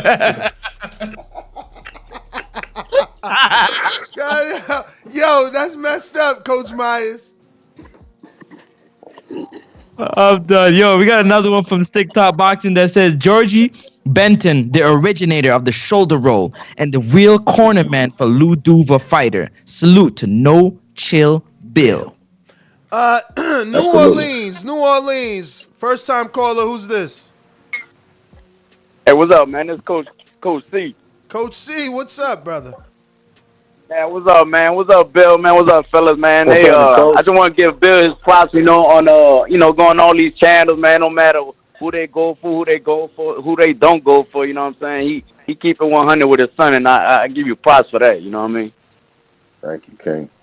For sure. Yeah, but I also want to say this, and I'm gonna keep it real, man. As far as the top 4 gunners that they got in lightweight, I will say I put Teofimo ahead of all of them, and just because I feel like what he's doing right now, none of the other 3 have done in 16 fights the way he's did it. His 14, 15, and 16 fight, that was all top 10 lightweights, and I feel like nobody else has done what he's doing. So I feel like he's above all others. What would you say to that? I say we waiting on Ness to get him on the phone.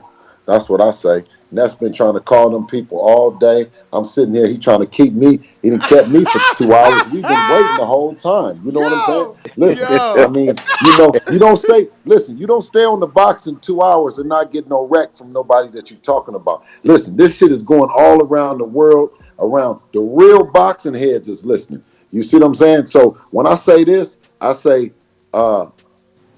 Devin is the king. I say put him on the pound for pound line. Crown him, don't down him. How about that? That's a nice one. That's from church. That got some ring to it. That's it. That's everybody, Bill. You got another one that says I mean that's definitely not for you, but I guess he does say at least what up, TBV? Bill, greetings from Athens, Alabama. Absolutely, Alabama. But Ness, I appreciate you, man, and we gonna do what this is what we gonna have it. We gonna say we gonna crown him and not down him.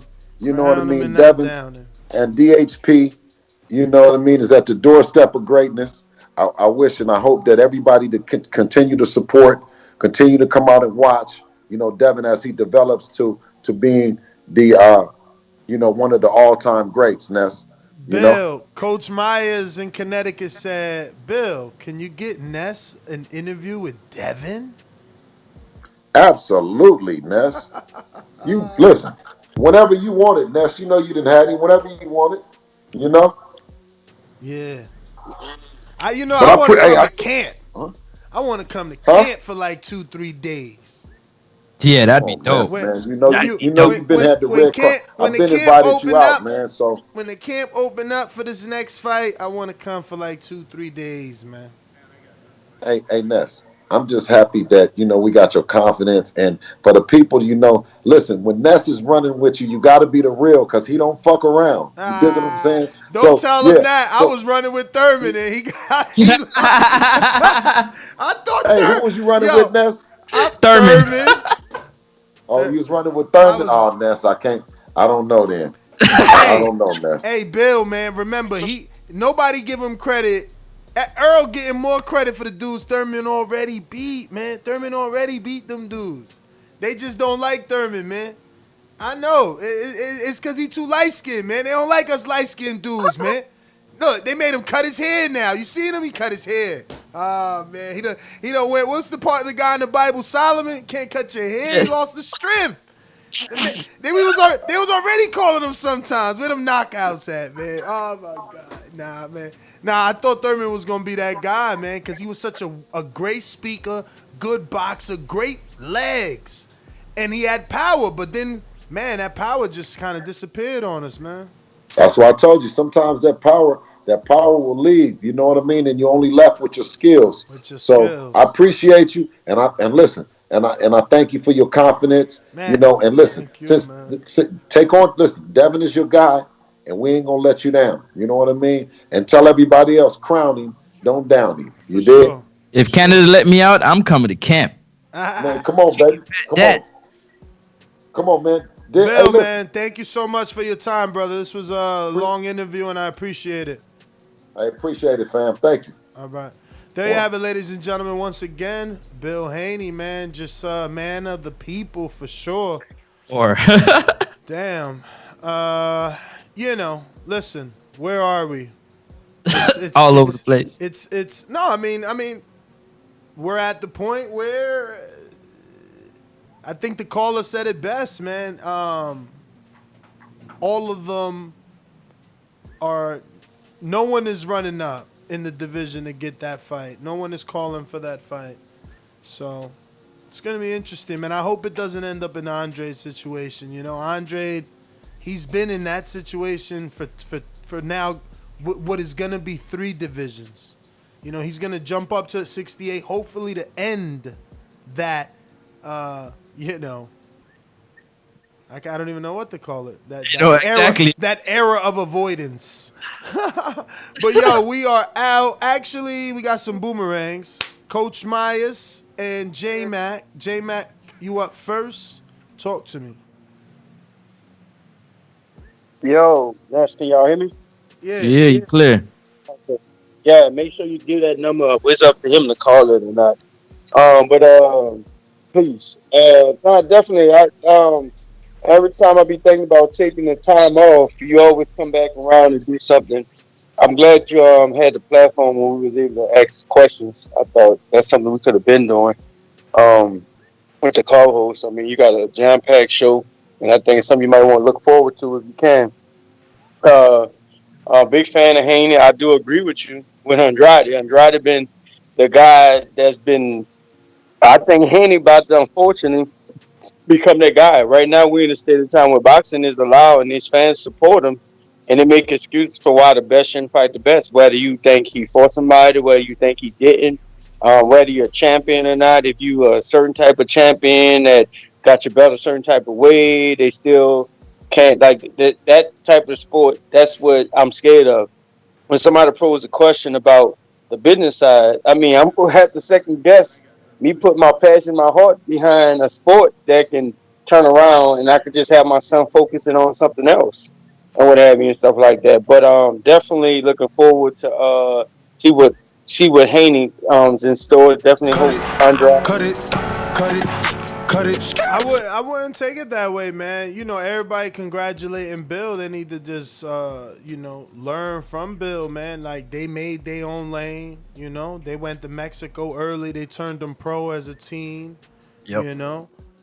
They got enough buzz going so that they was in a bidding war. Mayweather wanted Haney, Bob wanted Haney. And they kept doing it on their own for a minute. They got to like I think 17-0 or something like that, and then maybe that's when They started the promotion and started to deal with Eddie, right? Matchroom. Nah, hell no. They went to Showbox first. Yes, they did. Yeah, you're right. They had a Showtime deal. They had a Showtime deal, and that's why they got like which is crazy, right? It's crazy that like Orion and Tank. I guess he's got a head start, but it's crazy that Ryan is more popular when Devin, the network invested in Devin. He was the first one out of that 35-pound division to get like an all access. Remember, he had a two-part episode. You didn't see that? Yeah, I did. Yeah. You know, what is it called? 40 days, 40 nights, or something like that. No. With Showtime, not with Dazn. With Showtime, when he signed, and that's what I'm saying. As a Showbox deal, he got an all access two episodes too. But Coach Myers, Boomerang.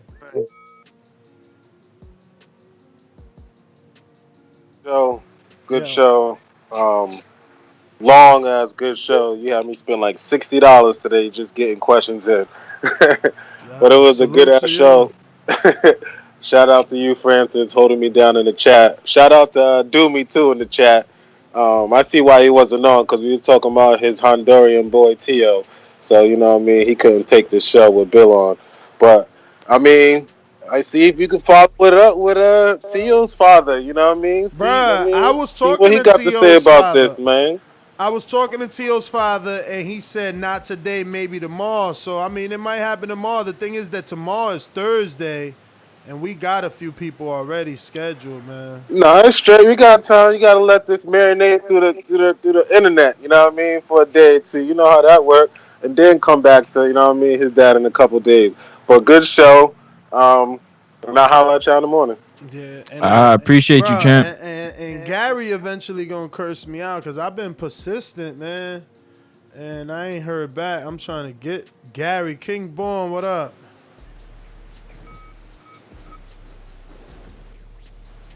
Yo, you hear me? Hey, yo, listen, man. We gonna get it on like this, man. I like Bill Haney. I like Devin, but motherfuckers need to fight, man. This shit getting corny. This shit is like some prima donna shit, man. Like, nah, man. Whoever the best, if I think you the best, Ness, I'ma fight you. And you wanna fight me. Fuck all this ducking and all this extra shit and the franchise belt. If you're gonna fight the dude, man. Fuck all that. Nobody wanna hear all that shit, man. This is 2021. Let's make boxing great again. Peace. King Born, appreciate your call. What we got next, or is that it? That is it. That is it to the it. Dunsky. That's GTO. You already know what it is, man. Make sure you smash that thumbs up button and the subscribe button on the way out, man. We appreciate you. We gave you almost 3 hours of content, dope fire shows. Don't sleep on it, man. 3 hours? Oh my We hustling. And shout out to everybody that super chatted. Huh? I'm gonna get into the room. The eyes will be like, Thank you to everybody that super chatted, that called and posed a question to Bill. And shout out to Bill Haney, Devin Haney, and the whole Haney family. Appreciate y'all. You already know what it is, man. Check out the Weigh In Boxing podcast tonight, 10 p.m. Eastern. If you got some time, check it out. Also, next up, Sports Talk, NEX UP Sports Talk. What's up? I was gonna say salute to all the patrons and all the members, and yeah, peace. You already know. We out. That's it. Yo, where them numbers at, though? Where them numbers at? You see how they ignore me? They ignore me. They ain't got no numbers to show. I see. We out.